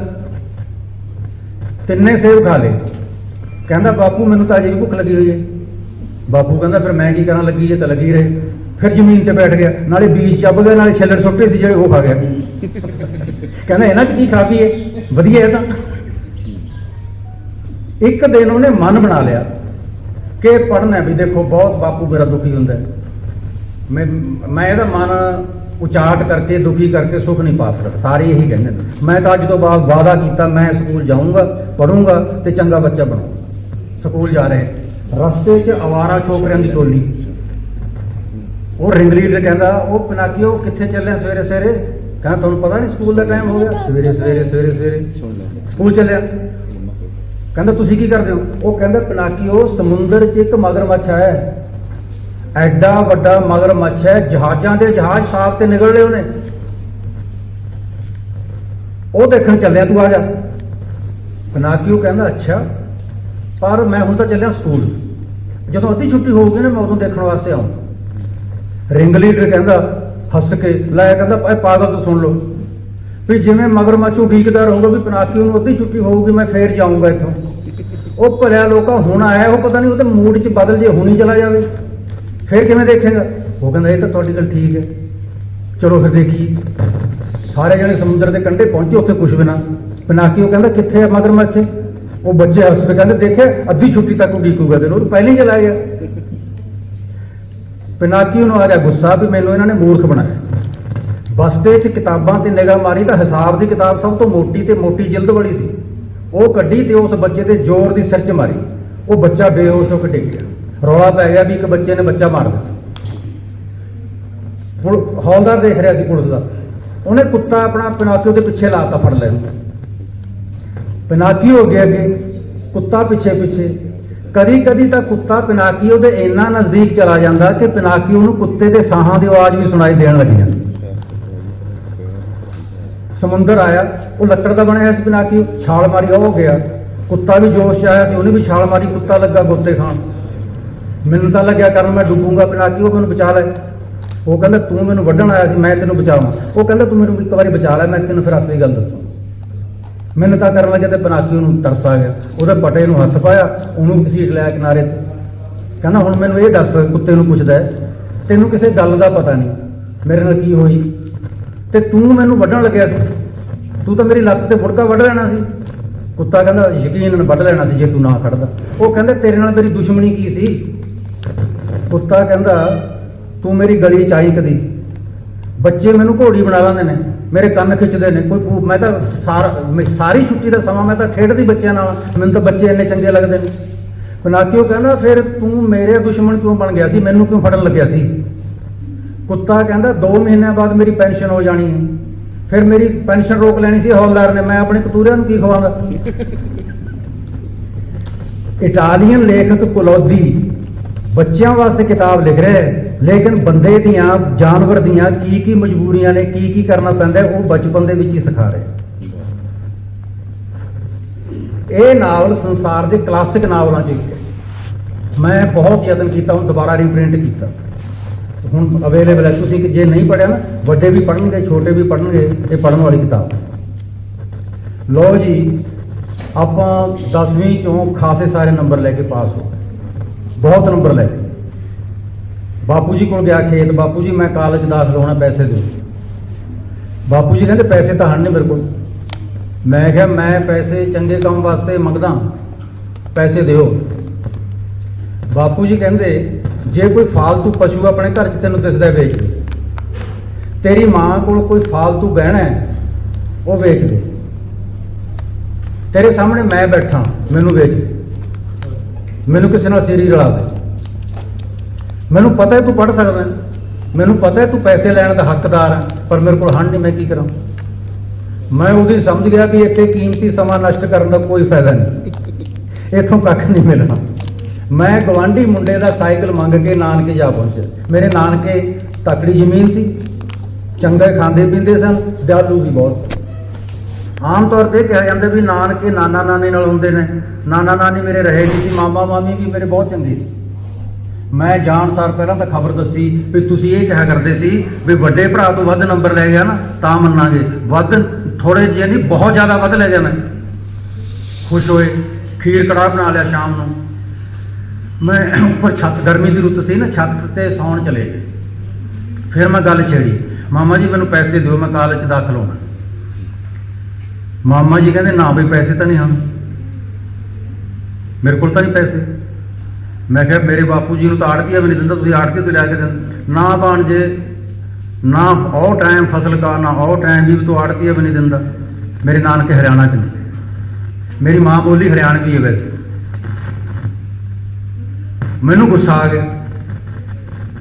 ਮੈਂ ਕਿਹਾ ਮਾਮਾ ਜੀ ਮੈਂ ਸ਼ਰਾਬ ਪੀਣ ਵਾਸਤੇ ਪੈਸੇ ਨਹੀਂ ਮੰਗਦਾ, ਜੂਆ ਖੇਡਣ ਵਾਸਤੇ, ਫਿਲਮਾਂ ਦੇਖਣ ਵਾਸਤੇ ਪੈਸੇ ਨਹੀਂ ਮੰਗਦਾ, ਮੈਂ ਨੇਕ ਕੰਮ ਵਾਸਤੇ ਪੈਸੇ ਮੰਗਣ ਆਇਆ। ਜੇ ਇਸ ਕੰਮ ਵਾਸਤੇ ਵੀ ਮੈਨੂੰ ਪੈਸੇ ਨੇ ਦੇਣੇ ਸੀ, ਫਿਰ ਆਪਣੀ ਭੈਣ ਗਰੀਬ ਜੱਟ ਨੂੰ ਕਿਉਂ ਵਿਆਹੀ ਸੀ?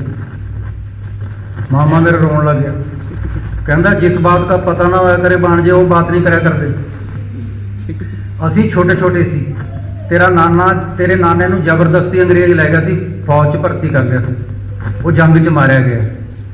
ਤੇਰੀ ਮਾਂ ਤੇ ਤੇਰੀ ਮਾਸੀ ਵੱਡੀਆਂ ਸੀ, ਅਸੀਂ ਦੋਵੇਂ ਭਰਾ, ਤੇਰੇ ਦੋਵੇਂ ਮਾਮੇ, ਅਸੀਂ ਛੋਟੇ ਸੀ। ਜੇ ਅਸੀਂ ਵੱਡੇ ਹੁੰਦੇ, ਤੇਰੀ ਮਾਸੀ ਤੇ ਤੇਰੀ ਮਾਂ ਛੋਟੀਆਂ ਹੁੰਦੀਆਂ, ਫਿਰ ਤੇਰਾ ਉਲਾਂਭਾ ਠੀਕ ਸੀ। ਅਸੀਂ ਨਿੱਕੇ ਨਿੱਕੇ ਸੀ, ਸਾਨੂੰ ਕੀ ਪਤਾ ਸੀ ਕਿੱਥੇ ਵਿਆਹੀ ਦਾ ਹੁੰਦਾ, ਕਿੱਥੇ ਸਾਕ ਕਰੀਦਾ ਹੁੰਦਾ, ਕਿੱਥੇ ਮੰਗੀ ਦਾ ਹੁੰਦਾ। ਮੈਂ ਕਿਹਾ ਚਲੋ ਨਹੀਂ ਪਤਾ ਨਾ ਸਹੀ, ਪਰ ਪੈਸੇ ਦਿਓ। ਮਾਮੀ ਸੁਣ ਰਹੀ ਸੀ ਗੱਲਾਂ, ਕਹਿੰਦੀ ਦੋਤੇ ਸੌਂ ਜਾ, ਕਰੂੰਗੀ ਕੋਈ ਇੰਤਜ਼ਾਮ। ਸਵੇਰੇ ਮੈਨੂੰ ਸੁੱਤੇ ਨੂੰ ਉਠਾਇਆ, ਪਾਣੀ ਨਿੱਘਾ ਕੀਤਾ, ਪਿਆ ਨਹਾ ਲੈ, ਪਰੌਂਠੇ ਤਿਆਰ, 2 ਪੀਪੇ ਤਿਆਰ ਕੀਤੇ, ਕੁੰਡੇ ਜਿੰਦੇ ਲੱਗਣ ਵਾਲੇ ਪੀਪੇ, ਉੱਪਰੋਂ ਢੱਕਣ ਹੁੰਦਾ ਸੀ ਇਹਨਾਂ ਦਾ। ਇੱਕ 'ਚ ਖਾਣ ਅਚਾਰ, ਗੁੜ, ਘਿਓ ਦਾ ਡੱਬਾ, ਦਾਲਾਂ, ਚੌਲ, ਸੇਵੀਆਂ, ਇੱਕ 'ਚ ਉਹ ਪਾਈਆਂ, ਦੂਜੇ 'ਚ ਕੱਪੜੇ। ਮਾਮੀ ਕਹਿੰਦੀ ਕੱਪੜੇ ਮੇਰੇ ਕੋਲ ਪਏ ਸੀ ਸੰਦੂਕ 'ਚ ਤੇਰੇ ਪਾਉਣ ਵਾਸਤੇ, ਸਵਾ ਤੂੰ ਉੱਥੇ ਹੀ ਲਈ ਪਟਿਆਲੇ। ਦੋ ਤੇ ਇਹ ਸੁਣਿਆ ਵੀ ਪਟਿਆਲੇ ਤਾਂ ਕੱਪੜੇ 'ਚ ਜਾਨ ਪਾ ਦਿੰਦੇ ਨੇ, ਅਸੀਂ ਤਾਂ ਸਾਰੀ ਉਮਰ ਬੇਜਾਨ ਕੱਪੜਿਆਂ 'ਚ ਲੰਘਾਤੀ, ਤੂੰ ਜਾਨਦਾਰ ਕੱਪੜੇ ਪਾਏ।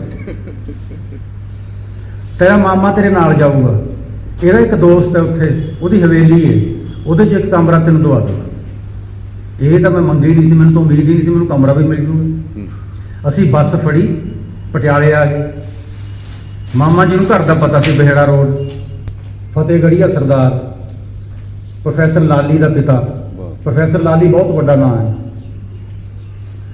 ਉਹਨਾਂ ਦੇ ਹਵੇਲੀ 'ਚ ਲੈ ਕੋਠੀ ਸੀ ਬੜੀ ਵੱਡੀ। ਇਤਫਾਕ ਇਹ ਕਿ ਉਹ ਸਰਦਾਰ ਆਇਆ ਹੋਇਆ ਸੀ ਪਿੰਡੋਂ, ਨਹੀਂ ਤਾਂ ਪਿੰਡ ਹੀ ਰਹਿੰਦਾ ਸੀ, ਜਿੰਦਾ ਲੱਗਿਆ ਹੁੰਦਾ ਸੀ ਕੋਠੀ ਨੂੰ। ਤਾਂ ਮੇਰੇ ਬਾਰੇ ਦੱਸਿਆ, ਭਾਣਜਾ ਮੇਰਾ ਬਹੁਤ ਪੜ੍ਹਾਕੂ ਹੈ, ਹੁਣ ਦਾਖਲ ਪਟਿਆਲੇ ਹੋ ਗਿਆ, ਤੇ ਇਹਨੂੰ ਇੱਕ ਕਮਰਾ ਦੇ ਦੇ ਇਸ ਕੋਠੀ 'ਚੋਂ। ਉਹ ਸਰਦਾਰ ਤਬੇਲੇ ਵੱਲ ਹੱਥ ਕਰਕੇ ਕਹਿੰਦਾ ਇਹਦੇ 'ਚ ਮੰਜੀ ਡਾਲ ਹੈ। ਮੇਰਾ ਮਾਮਾ ਕਹਿੰਦਾ ਐਡੀ ਵੱਡੀ ਹਵੇਲੀ ਹੈ ਗੁਰਨਾਮ ਸਿਆਂ, ਖਾਲੀ ਪਈ ਰਹਿੰਦੀ ਹੈ, ਤੂੰ ਇਹਦੇ 'ਚੋਂ ਇੱਕ ਕਮਰਾ ਦੇ ਦੇ। ਸਰਦਾਰ ਕਹਿੰਦਾ ਰਾਮ ਸਿਆਂ ਤੂੰ ਸਿਆਣਾ ਹੈ, ਹੁਣ ਲਾਲੀ ਦਾ ਵਿਆਹ ਹੋ ਗਿਆ, ਜਦੋਂ ਬੱਚੇ ਵਿਆਹੇ ਜਾਣ ਨਾ ਫਿਰ ਆਪਣੀ ਔਕਾਤ ਦਾ ਪਤਾ ਹੋਣਾ ਚਾਹੀਦਾ ਬਜ਼ੁਰਗ ਨੂੰ। ਐਸ ਹਵੇਲੀ 'ਚ ਮੈਨੂੰ ਵੀ ਕੋਈ ਕਮਰਾ ਮਿਲੂਗਾ ਕਿ ਨਹੀਂ ਮਿਲੂਗਾ ਮੈਨੂੰ ਪਤਾ ਨਹੀਂ। ਜਿਨ੍ਹਾਂ ਲੋਕਾਂ ਨੇ ਜ਼ਿੰਦਗੀ ਐਨ ਨੇੜਿਓਂ ਦੇਖੀ ਹੈ ਨਾ, ਉਹ ਇਹੋ ਜਿਹੇ ਹੁੰਦੇ ਨੇ। ਕਹਿੰਦੇ ਜੇ ਇਹਨੇ ਪੜ੍ਹਨਾ ਹੋਇਆ ਨਾ ਇੱਥੇ ਤਬੇਲੇ 'ਚ ਹੀ ਪੜ੍ਹ ਲਓ। ਮੈਂ ਉਹਨਾਂ ਦੇ ਚਰਨੀ ਹੱਥ ਲਾਏ। ਮੈਂ ਕਿਹਾ, ਕਿਉਂਕਿ ਮੇਰੇ ਮਾਮਾ ਜੀ ਦੇ ਦੋਸਤ, ਉਹਨਾਂ ਨੂੰ ਵੀ ਮਾਮਾ ਜੀ ਕਹਿੰਦਾ ਸੀ, ਮਾਮਾ ਜੀ ਤੁਹਾਡਾ ਸ਼ੁਕਰਾਨਾ, ਮੈਂ ਇੱਥੇ ਹੀ ਪੜ੍ਹ ਲੂੰਗਾ। ਮੈਂ ਪਹਿਲੀ ਵਾਰ ਘਰੋਂ ਬਾਹਰ ਗਿਆ, ਉੱਥੇ ਖੁਰਲੀ ਬਣੀ ਹੋਈ ਸੀ, ਪਹਿਲਾਂ ਘੋੜੇ ਬੰਨ੍ਹਦੇ ਸੀ, ਉਸ ਤੋਂ ਬਾਅਦ ਮੱਝਾਂ ਬੰਨ੍ਹਦੇ ਰਹੇ ਹੋਣਗੇ। ਉਹ ਖੁਰਲੀ ਅੱਧੀ ਕੁ ਮਿੱਟੀ ਨਾਲ ਭਰ ਲਈ ਮੈਂ, ਉਹਦੇ ਉੱਪਰ ਇੱਟਾਂ ਦਾ ਚਾਹਾ ਦੇ ਦਿੱਤਾ, ਇੱਟਾਂ ਉੱਪਰ ਅਖਬਾਰ ਵਿਛਾ ਲਏ, ਉੱਥੇ ਇੱਕ ਸਟੋਵ ਰੱਖ ਲਿਆ, 2 ਕੌਲੀਆਂ, 2 ਗਲਾਸ, 2 ਚਮਚੇ, ਇਹ ਕੁਛ। 2 ਮੱਝਾਂ ਪਰਲੇ ਪਾਸੇ ਬੰਨੀਆਂ ਹੁੰਦੀਆਂ ਸੀ ਸਾਡੇ। ਮੈਂ ਕੀ ਹੋਇਆ, ਮੇਰਾ ਦਿਲ ਨਾ ਲੱਗੇ, ਮੈਂ ਕਦੇ ਗਿਆ ਹੀ ਨਹੀਂ ਸੀ ਘਰੋਂ ਬਾਹਰ। ਮੇਰਾ ਇੱਕ ਜਮਾਤੀ ਅਜੀਤ ਸਿੰਘ, ਉਹ ਵੀ ਪੈਸੇ ਵੱਲੋਂ ਤੰਗ ਸੀ, ਮਿਸਤਰੀਆਂ ਦਾ ਮੁੰਡਾ, ਜੇ ਕਿਤੇ ਉਹਨੂੰ ਮਦਦ ਮਿਲ ਜਾਂਦੀ ਉਹਨੇ ਵੀ ਪੜ ਜਾਣਾ ਸੀ। ਮੈਂ ਸਰਦਾਰ ਬੈਠਾ, ਮੈਂ ਕਿਹਾ ਜੀ ਮਾਮਾ ਜੀ ਮੈਂ ਇੱਥੇ ਇਕੱਲਾ ਕਦੀ ਰਿਹਾ ਨਹੀਂ, ਮੇਰਾ ਜੀ ਨਹੀਂ ਲੱਗਦਾ, ਮੇਰਾ ਇੱਕ ਦੋਸਤ ਹੈ, ਜੇ ਮੈਂ ਉਹਨੂੰ ਲੈ ਆਵਾਂ ਇਤਰਾਜ਼ ਤਾਂ ਨਹੀਂ ਤੁਹਾਨੂੰ ਕੋਈ? ਉਹ ਸੋਚਣ ਲੱਗ ਗਿਆ। ਮੈਂ ਇਹ ਸੋਚਿਆ ਵੀ ਜੇ ਇੱਕ ਵਾਰੀ ਨਾ ਹੋਗੀ ਫਿਰ ਹਾਂ ਨਹੀਂ ਹੋਣੀ। ਮੈਂ ਉਹਨੂੰ ਸੋਚਣ ਹੀ ਨਹੀਂ ਦਿੱਤਾ। ਮੈਂ ਕਿਹਾ ਮਾਮਾ ਜੀ ਤੁਹਾਨੂੰ ਮੁਫਤ ਦਾ ਇੱਕ ਚੌਕੀਦਾਰ ਮਿਲ ਗਿਆ, ਫਿਰ ਮੁਫਤ ਦੇ 2 ਚੌਕੀਦਾਰ ਮਿਲ ਜਾਣਗੇ ਤੁਹਾਨੂੰ। ਉਹ ਹੱਸ ਪਿਆ, ਕਹਿੰਦਾ ਜੇ ਤੇਰੇ ਵਰਗਾ ਤਾਂ ਫਿਰ ਲਿਆ, ਇੱਲਤ ਨਹੀਂ ਹੋਣਾ ਚਾਹੀਦਾ। ਮੈਂ ਕਿਹਾ ਇੱਲਤ ਨਹੀਂ ਕਰਦੇ ਅਸੀਂ। ਮੈਂ ਗਿਆ ਪਿੰਡ, ਬੱਸ ਬੈਠ ਕੇ। ਉਹਦਾ ਪਿਤਾ ਆਰੇ ਤੇ ਕਾਰੀਗਰ ਸੀ, ਕਿ ਆਰਾ ਕਿਸੇ ਹੋਰ ਦਾ ਸੀ, ਚੱਕੀ ਕਿਸੇ ਹੋਰ ਦੀ ਸੀ। ਜਦੋਂ ਮੈਂ ਗਿਆ, ਉਹ ਦੋਵੇਂ ਖੱਡ 'ਚ ਵੜੇ ਹੋਏ ਲੱਕੜ ਚੀਰ ਰਹੇ ਸੀ। ਦੰਦਿਆਂ ਵਾਲੇ ਪਾਸੇ ਪਿਤਾ, ਦੂਸਰੇ ਪਾਸੇ ਬੇਟਾ। ਇਹੀ ਹੋਣਾ ਹੁੰਦਾ ਨਾ, ਪਿਤਾ ਨੇ ਖਤਰੇ ਦਾ ਸਾਹਮਣਾ ਕਰਨਾ, ਉਹਨੇ ਬੱਚੇ ਨੇ ਹਲੇ ਕੰਮ ਸਿੱਖਣਾ। ਮੈਂ ਕਿਹਾ ਤੇਰੇ ਨਾਲ ਜ਼ਰੂਰੀ ਗੱਲ ਕਰਨਾ ਹੈ। ਮੈਨੂੰ ਕਹਿੰਦਾ ਉੱਥੇ ਬੈਠ ਜਾ, ਹਲੇ ਗੱਲ ਨਾ ਕਰੀ, ਹਲੇ ਸਾਨੂੰ ਕੰਮ ਕਰਨ ਦੇ। ਮੈਂ ਬੈਠਾ ਰਿਹਾ ਅੱਧਾ ਪੌਣਾ ਘੰਟਾ। ਜਦੋਂ ਉਹਨਾਂ ਦਾ ਕੰਮ ਖਤਮ ਹੋਇਆ, ਝਾੜ ਝੂੜ ਕੇ ਆਪਣਾ ਪਿੰਡਾ ਜਦੋਂ ਖੱਡੇ 'ਚੋਂ ਬਾਹਰ ਨਿਕਲੇ, ਮੈਂ ਇੱਕ ਪਾਸੇ ਲੈ ਗਿਆ। ਮੈਂ ਕਿਹਾ ਆਪਾਂ ਨੂੰ ਕਮਰਾ ਮਿਲ ਗਿਆ ਰਹਿਣ ਲਈ, ਜੇ ਦਾਖਲੇ ਵਾਸਤੇ ਪੈਸੇ ਮਿਲ ਜਾਣ ਬਸ ਇੱਕ ਵਾਰੀ ਆਪਾਂ ਗੱਡੀ ਰੇੜ ਲਾਂਗੇ, ਚੱਲ ਦਾਖਲਾ ਕਰਾਵਾਂ ਤੈਨੂੰ। ਉਹ ਕਹਿੰਦਾ ਇੱਥੇ ਗੱਲ ਨਾ ਕਰ, ਭਾਊ ਤਾਂ ਖੁਸ਼ ਬਹੁਤ ਹੈ ਵੀ ਮੈਨੂੰ ਮਦਦ ਕਰਨ ਵਾਲਾ ਜਵਾਨ ਮਿਲ ਗਿਆ। ਹੁਣ ਤੂੰ ਆ ਸਾਈਕਲ, ਮੇਰੇ ਕੋਲ ਤਾਂ ਸਾਈਕਲ ਨਹੀਂ ਸੀ, ਤੂੰ ਮੇਰਾ ਸਾਈਕਲ ਚੁੱਕ। ਪਿੰਡ ਉਹ 2 ਕਿਲੋਮੀਟਰ ਦਾ ਪਿੰਡ ਸੀ ਪਰੇ। ਸਾਈਕਲ ਚੁੱਕ, ਮਾਂ ਨੂੰ ਮਨਾ, ਜੇ ਮਾਂ ਮੰਨ ਗਈ ਨਾ ਤਾਂ ਫਿਰ ਗੱਲ ਬਣ ਜੂ। ਮੈਂ ਸਾਈਕਲ ਚੁੱਕਿਆ ਗਿਆ, ਆ ਖਬਰ ਦੱਸੀ, ਅੱਖਾਂ ਭਰ ਆਈ। ਸਾਡਾ ਕਿਹੜਾ ਜੀ ਨਹੀਂ ਕਰਦਾ ਪੜ੍ਹਾਉਣ ਨੂੰ, ਪਰ ਮੰਨਣਾ ਨਹੀਂ ਭਾਊ ਨੇ ਤੇਰੇ ਨੇ। ਮੈਂ ਮਾਂ ਜਿਵੇਂ ਮਰਜੀ ਮਨਾ, ਤੂੰ ਮਨਾ। ਕਹਿੰਦੀ ਚਲੋ ਦੇਖੋ ਕੀ ਬਣਦਾ। ਮੰਨ ਗਈ, ਮਨਾ ਲਿਆ ਪਿਤਾ। ਅਗਲੇ ਦਿਨ ਟਰੰਕੀ 'ਚ 1-2 ਕੁੜਤੇ ਪਜਾਮੇ, ਚੱਪਲਾਂ, ਇਹੋ ਜਿਹਾ ਕੁਛ ਜਿਹਾ ਹੁੰਦਾ ਮੇਰੇ ਪਿੰਡ ਆ ਗਿਆ, ਮਿਲ ਗਈ, ਚੱਲ ਚੱਲੀਏ। ਉਹਨੂੰ ਵੀ ਦਾਖਲ ਕਰਾ ਦਿੱਤਾ। ਜਿਸ ਕਲਾਸ 'ਚੋਂ ਮੈਂ ਫਸਟ ਆਉਂਦਾ ਹੁੰਦਾ, ਉਹਦੀ ਸੈਕੰਡ ਪੋਜੀਸ਼ਨ ਹੁੰਦੀ। ਫਿਰ ਹਾਊਸ ਟੈਸਟਾਂ 'ਚੋਂ ਇੰਨੇ ਨੰਬਰ ਆਉਂਦੇ ਤਾਂ ਫਿਰ ਪ੍ਰਾਈਜ਼ ਡਿਸਟ੍ਰੀਬਿਊਸ਼ਨ ਫੰਕਸ਼ਨ ਹੁੰਦਾ ਕਾਲਜਾਂ 'ਚ, ਉਹਦੇ 'ਚ ਸਾਨੂੰ ਕਿਤਾਬਾਂ ਇਨਾਮ ਮਿਲਦੀਆਂ। ਪ੍ਰੋਫੈਸਰ ਨਰਿੰਦਰ ਕਾਲੀਆ ਹੁੰਦੇ ਸੀ ਇਹਦੇ ਇੰਚਾਰਜ। अंग्रेजी के प्रोफैसर, उर्दू के शायर, बहुत नेक दिल इंसान। एक दो गल्लां उन्हां दी भी सुणाऊं तुहानूं। असीं उन्हां कोल गए, सर तुसीं सानूं इनाम दी किताबां दिंदे हो, ਇਹ किताबां इन्हां चों कई तो असीं पढ़ियां ही हुंदियां ने, कई इन्नियां बेकार ने कि पढ़न की लोड़ नहीं। तुसीं किताबां इनाम, तुसीं किताबां किन्ने दियां लियाणियां ने ये फैसला तुहाडा, 50 रुपईयां दियां कि 60 रुपईयां दियां, तुसीं सानूं पैसे दे दिया करो। किताबां असीं खुद खरीदांगे, उन्ने पैसों की किताबां ते उन्हां दा बिल असीं तुहानूं दिखा के फिर किताबां लै जा करांगे। वो कहंदे इसमें तो कोई इतराज़ की बात नहीं, ये तो हो सकता है, मेरा काम भी कम हो जाएगा। असीं पैसे लेके किताबां लैण लग गए। हुण उन्हां दी एक गल किहो जी सानूं प्रोफैसर नरेंद्र नोट्स बोर्ड ते लग्या होया, प्रोफैसर नरेंद्र कालिया 2 दिन की छुट्टी, तीजे दिन आ गए, साढ़े क्लासरूम वाल जा रहे सी, उन्हां दे पिछे पिछे नेड़े नेड़े मैं तुर पिया। जांदे जांदे मैं कहा सर कोई टीचर इस तरह का हुंदा है जे ना आए तो स्टूडेंट उदास होंदे ने, मिस करते हैं, हंस पे। अरे कोई स्टूडेंट भी होता है जो ना आए अगर वो तो टीचर उदास होता है, स्टूडेंट भी ऐसा होता है। कोई शेर शायरी करते सन, किहो जी शायरी होंदी सी उन्हां दी, सिर्फ एक शेर सुनावा तुहानूं। हिचकियों में कैसी उलझन बढ़ा रहे हो, ये हिचकियों में कैसी उलझन बढ़ा रहे हो, तुम याद कर रहे हो कि याद आ रहे हो। बहाना यह करते हैं कि सानू मासी याद कर रही है, आपां याद कर रहे हैं। दरअसल बहुत साल बाद मुद्दत हुई, लुधियाने के रहने वाले सन, लुधियाने किसी ब्याह पार्टी में मैं अटेंड करन गया, मैं देखा मेरे टीचर बैठे, उन्होंने को चला गया, छेती ने मैनू पछाणिया, उम्र ज़्यादा हो गई। या जो याद कराया कि मैं मैगजीन का भी एडिटर हुंदा सी, सर मैं तुहाडा एक लेख तुसीं गज़ल ते लिखिया सी, मैं वो पंजाबी च गुरमुखी अखरां च कीता सी। फिर हाँ अच्छा तू हरपाल है, पन्नू है तू, हाँ भाई क्या बात है, कैसे हो, मैं ठीक है। मैं क्या की करते होने अजकल, मैनू कहंदे नेकी के अलावा सब कुछ कर लेता हूं। नेकी को छोड़कर सभी कुछ करता हूं। एक लेखक पढ़िया उन्होंने दिनों च BA च, अल्बर्टो मोराविया। किते तुहाडा वक्त लगे उहदी चाहे नावल पढ़ लो, चाहे उहदी कहानियां की किताब है द रोमन टेल्स, इन्ना गजब का लेखक, दिल च लह गया। 4 नावल लिखे सी, 2 कहानियां की किताबां। प्रोफैसर नरेंद्र कालिया नूं पुछया, असीं दोवें गए, मैं ते अजीत, सर अल्बर्टो मोराविया नूं नोबल प्राइज मिल गया। हंस पे, अरे बच्चों का खेल है नोबल प्राइज, बहुत काम करना पड़ेगा अभी तो इसको, अभी तो छोटा है, अभी तो इसने कदम रखा है वर्ल्ड के लिटरेचर में। समा बीतया, मुद्दतां हो गई। एक दिन अखबार आया अंग्रेजी ट्रिब्यून, ਉਹਦੇ ਉੱਤੇ फोटो ते सुर्खी Alberto Moravia recommended for Nobel prize. मेरा दोस्त एयरफोर्स च पायलट अफसर भर्ती हो गया सी, जदों की गल कर रहा उदों विंग कमांडर सी, असाम सी। मैं गल पढ़ ली, खबर पढ़ ली, तो मैनू पुरानी गल याद आ गई। चलो ठीक है, चुप कर गया, मैं काम काज लग गया। मेरे को फोन आया, मैनू कहंदा ओए तैं अज दा अखबार देखे? मैं कहा देख लिया। खबर पढ़ ली? मैं कहा पढ़ ली। कहंदा इहनूं किहने दवाया नोबल प्राइज? मैं कहा आपां दोवां ने। जिन्हों असीं पसंद कर लीए उन्होंने उहदा हक कोई रोक नहीं सकता। तो इस तरह का साडा सिलसिला सी कॉलेज के दिनों च। फिर यूनिवर्सिटी दाखिल हो गए। यूनिवर्सिटी के भी जे कोई कह दिंदा ना बहुत नंबर आ जाते, कोई जमाती जमातना कहते पार्टी कर, पार्टी किस गल की, तू फस्ट आए, मेरी तो आदत ही बन गई फस्ट आने की, तो यही की खास गल होगी। एक दिन यानी सारे तो मेहरबान टीचर सी जी साड़ी वो दलीप कौर टिवाणा सी। वो नावलिस्ट कितनी कमाल दी है वो तो है ही है, तुहानू भी पता है। लेकिन टीचर किहो जी हो ते औरत किहो जी, ਉਹਦਾ बिहेवियर किहो जा। मतलब मैं नौकरी ते भी लग गया सी। मैडम मेरा घर B1, मैडम का घर B13 यूनिवर्सिटी के अंदर इको कतार साढ़े घर नेड़े नेड़े ही सी। ਜਦੋਂ ਕਿਤੇ ਕਿਸੇ ਕੋਈ ਮੁਸ਼ਕਲ ਪੈਂਦੀ ਹੈ ਮੈਡਮ ਦੇ ਕੋਲ, ਮੈਡਮ ਆਹ ਕੰਮ ਕਰਿਓ, ਮੈਨੂੰ ਪਤਾ ਲੱਗ ਗਿਆ ਵੀ SSP ਉਹਨਾਂ ਦਾ ਸਟੂਡੈਂਟ ਹੈ, ਮੈਡਮ SSP ਨੂੰ ਫੋਨ ਕਰਿਓ, ਮੇਰਾ ਫਲਾਣਾ ਕੰਮ ਨਹੀਂ ਕਰਦੇ ਹਨ, ਕਰ ਦਿੰਨੀ ਹੈ। ਨਾ ਹੀ ਨਹੀਂ ਕਰਦੀ ਸੀ ਉਹ। ਇੱਕ ਦਿਨ ਬੈਠਾ ਬੈਠਾ ਮੈਂ ਸੋਚਣ ਲੱਗਿਆ ਵੀ ਇਸ ਮੈਡਮ ਨੇ ਅਹਿਸਾਨਾਂ ਦਾ ਇੰਨਾ ਭਾਰ ਮੇਰੇ ਸਿਰ ਤੇ ਚਾੜਿਆ, ਮੈਂ ਤਾਂ ਇਹਨਾਂ ਦੇ ਕਿਸੇ ਕੰਮ ਨਹੀਂ ਆਉਂਦਾ, ਫਿਰ ਇਹ ਭਾਰ ਮੈਂ ਕਿਵੇਂ ਉਤਾਰਾਂ। ਸੋਚੀ ਗਿਆ, ਮੈਨੂੰ ਕੋਈ ਜਵਾਬ ਨਾ ਲੱਭੇ ਇਹਦਾ।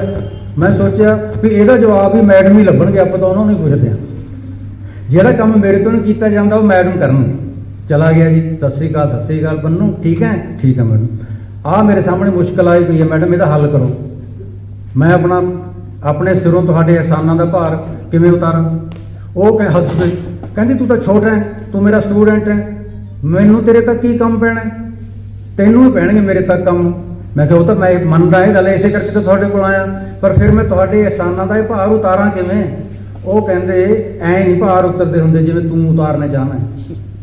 ਤੂੰ ਮਿਹਨਤੀ ਸੀ, ਤੂੰ ਆਖਾਂ ਮੰਨਦਾ ਸੀ, ਚੰਗਾ ਲੱਗਦਾ ਸੀ, ਇਸ ਕਰਕੇ ਤੇਰੀ ਗੱਲ ਮੰਨਣ ਨੂੰ ਦਿਲ ਕਰਦਾ ਸੀ। ਜੇ ਤੂੰ ਇਹ ਭਾਰ ਉਤਾਰਨਾ ਤਾਂ ਆਪਣੇ ਤੋਂ ਛੋਟਿਆਂ ਦੀ ਮਦਦ ਕਰਿਆ ਕਰ। ਟੀਚਰ ਇਹੋ ਜਿਹੇ ਹੋਣੇ। ਇੱਕ ਦਿਨ ਮੈਂ ਕਲਾਸ 'ਚ ਕਹਿ ਬੈਠਿਆ ਫਖਰ ਨਾਲ ਕਿ ਮੈਂ ਦਲੀਪ ਕੌਰ ਟਿਵਾਣਾ ਦਾ ਵਿਦਿਆਰਥੀ ਹਾਂ, ਮੈਂ ਡਾਕਟਰ ਗੰਡਾ ਸਿੰਘ ਕੋਲੋਂ ਪੜ੍ਹਿਆ, ਮੈਂ ਪ੍ਰੋਫੈਸਰ ਗੁਲਵੰਤ ਸਿੰਘ ਦਾ ਵਿਦਿਆਰਥੀ ਹਾਂ। ਇੱਕ ਸਟੂਡੈਂਟ ਕਹਿੰਦਾ ਜੀ ਤੁਹਾਡੀ ਤਾਂ ਕਿਸਮਤ ਚੰਗੀ ਸੀ, ਇੰਨੇ ਵਧੀਆ ਟੀਚਰ ਮਿਲ ਗਏ, ਸਾਡੀ ਕਿਸਮਤ ਫੁੱਟ ਗਈ।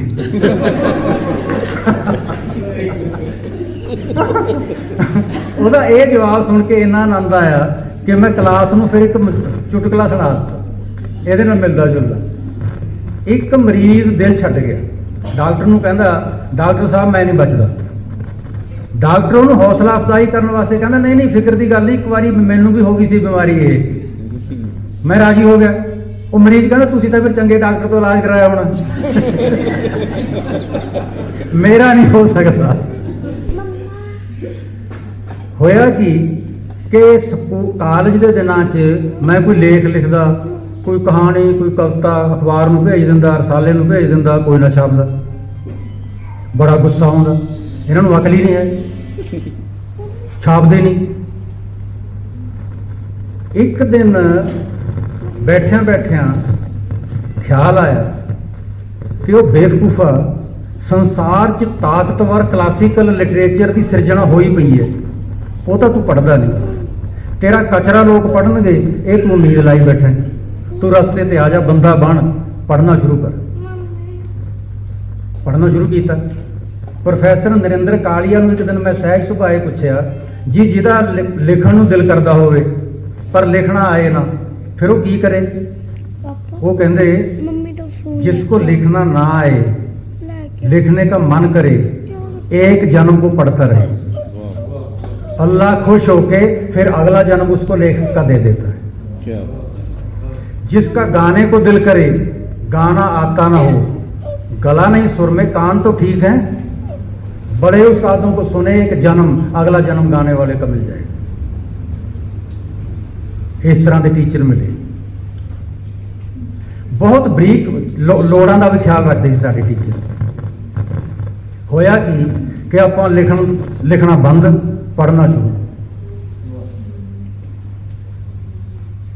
भाई वीर सिंह होस्टल च कमरा नंबर 53D मैं पढ़ रहा बैठा रात में, रिसर्च स्कॉलर सी। उत्थे इस तरह बने हुए ने मेज, पत्थर दे मेज ते कुर्सी, भी दरवाजे वाल पिठ हुंदी जो तुसीं पढ़दे हो, बल्ब सामने है ते सामने पत्थर दा मेज है सीमेंट दा, उहदे नाल कुर्सी है, ते इस पासे तुहाडे पिछले पासे दरवाजा है। वो जान के डिजाइन कीते ने इस तरह भी डिस्टर्ब ना होवे बच्चा पढ़दा होवे। रात नूं मैं पढ़ रहा बैठा, मेरे खब्बे पासों आवाज़ आई, काका जी किहड़े डिपार्टमेंट चो तुसीं? जदों मैं खब्बे पासे देखिया, चिट्टा कुर्ता पजामा, पैरां 'च सैंडल, एक चिट्टी गोल छोटी जी पग बन्नी हुई, कोई बजुर्ग खड़ा। मैनूं गुस्सा आ गया। मैं क्या गलती तो मेरी भी है, मैं चिटकनी बंद नहीं की, पर तुहानू किसी ने अकल नहीं सिखाई भी दरवाजा नॉक करके आईदा हुंदा अंदर? वो कहना हाँ, वो काका जी मेरे तो हाँ मैं नॉक करना भुल गया। कहते मैं हुणी आया ना, 10 दिन होए ज्वाइन कीते नूं, मैं तुहाडी यूनिवर्सिटी का वाइस चांसलर हाँ, मेरा नाम अमरीक सिंह है, मेरा परिवार अजे दिल्ली है, आया नहीं। मैनू रात नूं नींद नहीं आई, अद्धी रात हो गई, पासे ले गया। मैं सोचा भी इत्थे बैड ते काहदे वास्ते पासे मारी जाना मैं, चलो देखते हैं भला इस गई रात तक कोई विद्यार्थी पढ़ भी रहे।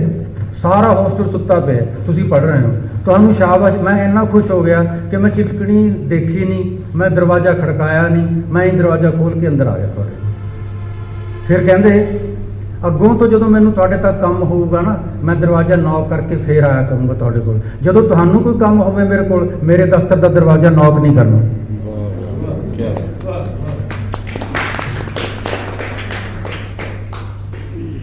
PhD ਦੇ ਕਾਗਜ਼ ਰਜਿਸਟ੍ਰੇਸ਼ਨ ਵਾਸਤੇ ਦਾਖਲ ਕਰਾ ਦਿੱਤੇ, ਜਵਾਬ ਆ ਗਿਆ ਯੂਨੀਵਰਸਿਟੀ ਦੇ ਰਿਵਾਈਜ਼ਡ ਨਿਯਮਾਂ ਅਨੁਸਾਰ ਤੁਹਾਨੂੰ ਪਹਿਲਾਂ MPhil ਕਰਨੀ ਪਊਗੀ, ਫਿਰ PhD ਰਜਿਸਟ੍ਰੇਸ਼ਨ ਹੋਊਗੀ। MPhil ਉਦੋਂ ਮੇਰੇ ਡਿਪਾਰਟਮੈਂਟ 'ਚ 3 ਸਾਲ ਦੀ ਹੁੰਦੀ ਸੀ। ਮੈਂ ਬੈਠ ਗਿਆ ਸੋਚੀ ਵੀ ਮੈਂ ਕਰਜ਼ਾ ਉਤਾਰਨਾ ਹੈ, ਮੈਂ ਨੌਕਰੀ ਲੈਣੀ ਹੈ, 3 ਸਾਲ ਤਾਂ ਮੇਰੇ ਲੱਗ ਜਾਣਗੇ MPhil ਨੂੰ, 5 ਸਾਲ ਲੱਗ ਜਾਣਗੇ PhD ਨੂੰ, ਮੇਰੀ ਤਾਂ ਗਈ ਬਹੁਤ ਸਾਰੀ। ਉਹ ਮੈਨੂੰ ਯਾਦ ਆ ਗਿਆ, ਵਾਈਸ ਚਾਂਸਲਰ ਸਾਹਿਬ ਕਹਿੰਦੇ ਸੀ ਬਿਨਾਂ ਦਰਵਾਜ਼ਾ ਨੌਕ ਕਰਕੇ ਆ ਜੀ ਮੇਰੇ ਕੋਲ। ਚਲਾ ਗਿਆ ਜੀ, PA ਨੂੰ ਮਿਲਿਆ, PA ਕਹਿੰਦਾ ਅੰਦਰ ਮੀਟਿੰਗ ਚੱਲ ਰਹੀ ਹੈ ਤੇ ਬਸ 10 ਮਿੰਟ ਰੁਕ ਜਾ, ਮਿਲਾ ਦੂੰ। ਮੈਂ ਬੈਠ ਗਿਆ, ਮੀਟਿੰਗ ਖਤਮ ਹੋਈ, ਮੈਨੂੰ ਲੈ ਗਏ। ਮੈਂ ਕਿਹਾ ਸਰ ਮੈਂ ਉਹੀ ਹਾਂ ਜਿਹਨੂੰ ਤੁਸੀਂ ਅਸੀਸ ਦਿੱਤੀ ਸੀ ਕਿ ਬਿਨਾਂ ਦਰਵਾਜ਼ਾ ਖੜਕਾਏ ਅੰਦਰ ਆ ਜਾ ਕਰੋ। ਮੈਂ ਦਰਵਾਜ਼ਾ ਖੜਕਾਇਆ ਸੀ, ਮੈਂ ਵੇਟ ਕੀਤੀ ਸੀ ਬਾਹਰ ਬੈਠ ਕੇ, ਕਿਉਂਕਿ ਤੁਹਾਡੀ ਮੀਟਿੰਗ ਚੱਲ ਰਹੀ ਸੀ। ਉਹ ਕਹਿੰਦੇ ਦੱਸੋ, ਆਹ ਪ੍ਰੋਬਲਮ ਦੱਸੀ, ਮੈਂ ਬਿਨਾਂ MPhil ਕਰਨ ਤੋਂ PhD ਕਰਨੀ ਚਾਹੁੰਦਾ। ਉਹ ਕਹਿੰਦੇ ਪਰ ਤੈਨੂੰ ਕੀ ਪਤਾ MPhil ਕਰਕੇ ਨੌਕਰੀ ਮਿਲ ਜੇ, ਤੂੰ ਕਰ ਲੈ MPhil। ਮੈਂ ਕਿਹਾ ਜੀ 3 ਸਾਲ ਲੱਗਦੇ ਨੇ MPhil ਕਰਨ ਨੂੰ ਵੀ। ਕਹਿੰਦੇ ਫਿਰ ਤਾਂ ਜੋ ਨਿਯਮ ਹੈ ਉਹ ਤਾਂ ਮੈਂ ਵੀ ਨਿਯਮਾਂ ਦਾ ਪਾਬੰਦ ਹਾਂ, ਮੈਂ ਕਿਵੇਂ ਨਿਯਮ ਤੋੜ ਦੇਵਾਂ। ਮੈਂ ਕਿਹਾ ਜੀ ਇੱਕ ਤਰੀਕਾ ਹੈਗਾ, ਸਾਡੇ MPhil 2 ਤਰ੍ਹਾਂ ਦੀ ਹੈ, ਇੱਕ ਐਕੈਡੈਮਿਕ ਹੈ, ਇੱਕ ਥਰੂ ਰਿਸਰਚ। ਜਿਹੜੀ ਥਰੂ ਰਿਸਰਚ ਹੈ ਉਹਦੇ ਵਿੱਚ ਸਿਰਫ ਥੀਸਿਸ ਲਿਖਣਾ, ਕਲਾਸਾਂ ਤੋਂ ਐਗਜ਼ੈਂਪਸ਼ਨ ਮਿਲ ਜਾਂਦੀ ਹੈ, ਕਲਾਸਾਂ ਅਟੈਂਡ ਨਹੀਂ ਕਰ, ਉਹ ਮੇਰੀਆਂ ਸਮੈਸਟਰਾਂ ਬਚ ਜਾਣਗੀਆਂ। ਉਹਨਾਂ ਨੇ ਆਪਣਾ ਸੈਕਟਰੀ ਬੁਲਾਇਆ, ਤੀਰ ਸਿੰਘ ਇਸ ਤਰ੍ਹਾਂ ਦੀ ਪ੍ਰੋਵੀਜ਼ਨ, ਕਹਿੰਦੇ ਹੈਗੀ, ਕਹਿੰਦੇ ਬਸ ਫਿਰ ਨੋਟ ਬਣਾਓ ਤੇ ਮੇਰੇ ਤੋਂ ਪ੍ਰਵਾਨਗੀ ਲਓ, ਤੂੰ ਜਾ ਕੇ ਥਰੂ ਰਿਸਰਚ ਕਰ ਦੇ। ਮੈਂ 6 ਮਹੀਨੇ ਲਾ ਕੇ ਥੀਸਿਸ ਲਿਖਿਆ, ਜਿਹੜਾ ਉਹਦੀਆਂ ਸਿਫਾਰਿਸ਼ਾਂ 3 ਐਗਜ਼ਾਮੀਨਰਸ ਨੇ ਇੰਨੀਆਂ ਸ਼ਾਨਦਾਰ ਲਿਖੀਆਂ ਕਿ ਯੂਨੀਵਰਸਿਟੀ ਆਪਣੇ ਪਬਲੀਕੇਸ਼ਨ ਬਿਊਰੋ ਤੋਂ ਇਹ ਥੀਸਿਸ ਛਪਵਾਏ ਤਾਂ ਕਿ ਨਵੇਂ ਖੋਜ ਕਰਨ ਵਾਲੇ ਖੋਜਾਰਥੀਆਂ ਨੂੰ ਸੇਧ ਮਿਲ ਸਕੇ ਕਿ ਰਿਸਰਚ ਇਉਂ ਕਰੀਦੀ ਹੁੰਦੀ। ਕੀ ਬਾਤ ਹੈ। MPhil ਕਰਨ ਸਰ ਮੈਨੂੰ ਨੌਕਰੀ ਮਿਲੀ ਲੈਕਚਰਰ ਦੀ। ਤੋ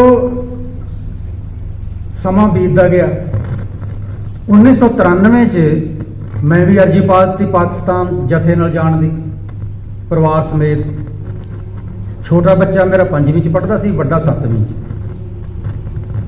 ਵਾਈਫ ਮੇਰੀ, ਅਸੀਂ 4 ਜਣੇ ਪਹੁੰਚ ਗਏ ਪਾਕਿਸਤਾਨ। ਉੱਥੇ ਨਨਕਾਣਾ ਸਾਹਿਬ ਕੀਰਤਨ ਸੁਣ ਲਿਆ, ਲੰਗਰ ਛਕ ਲਿਆ।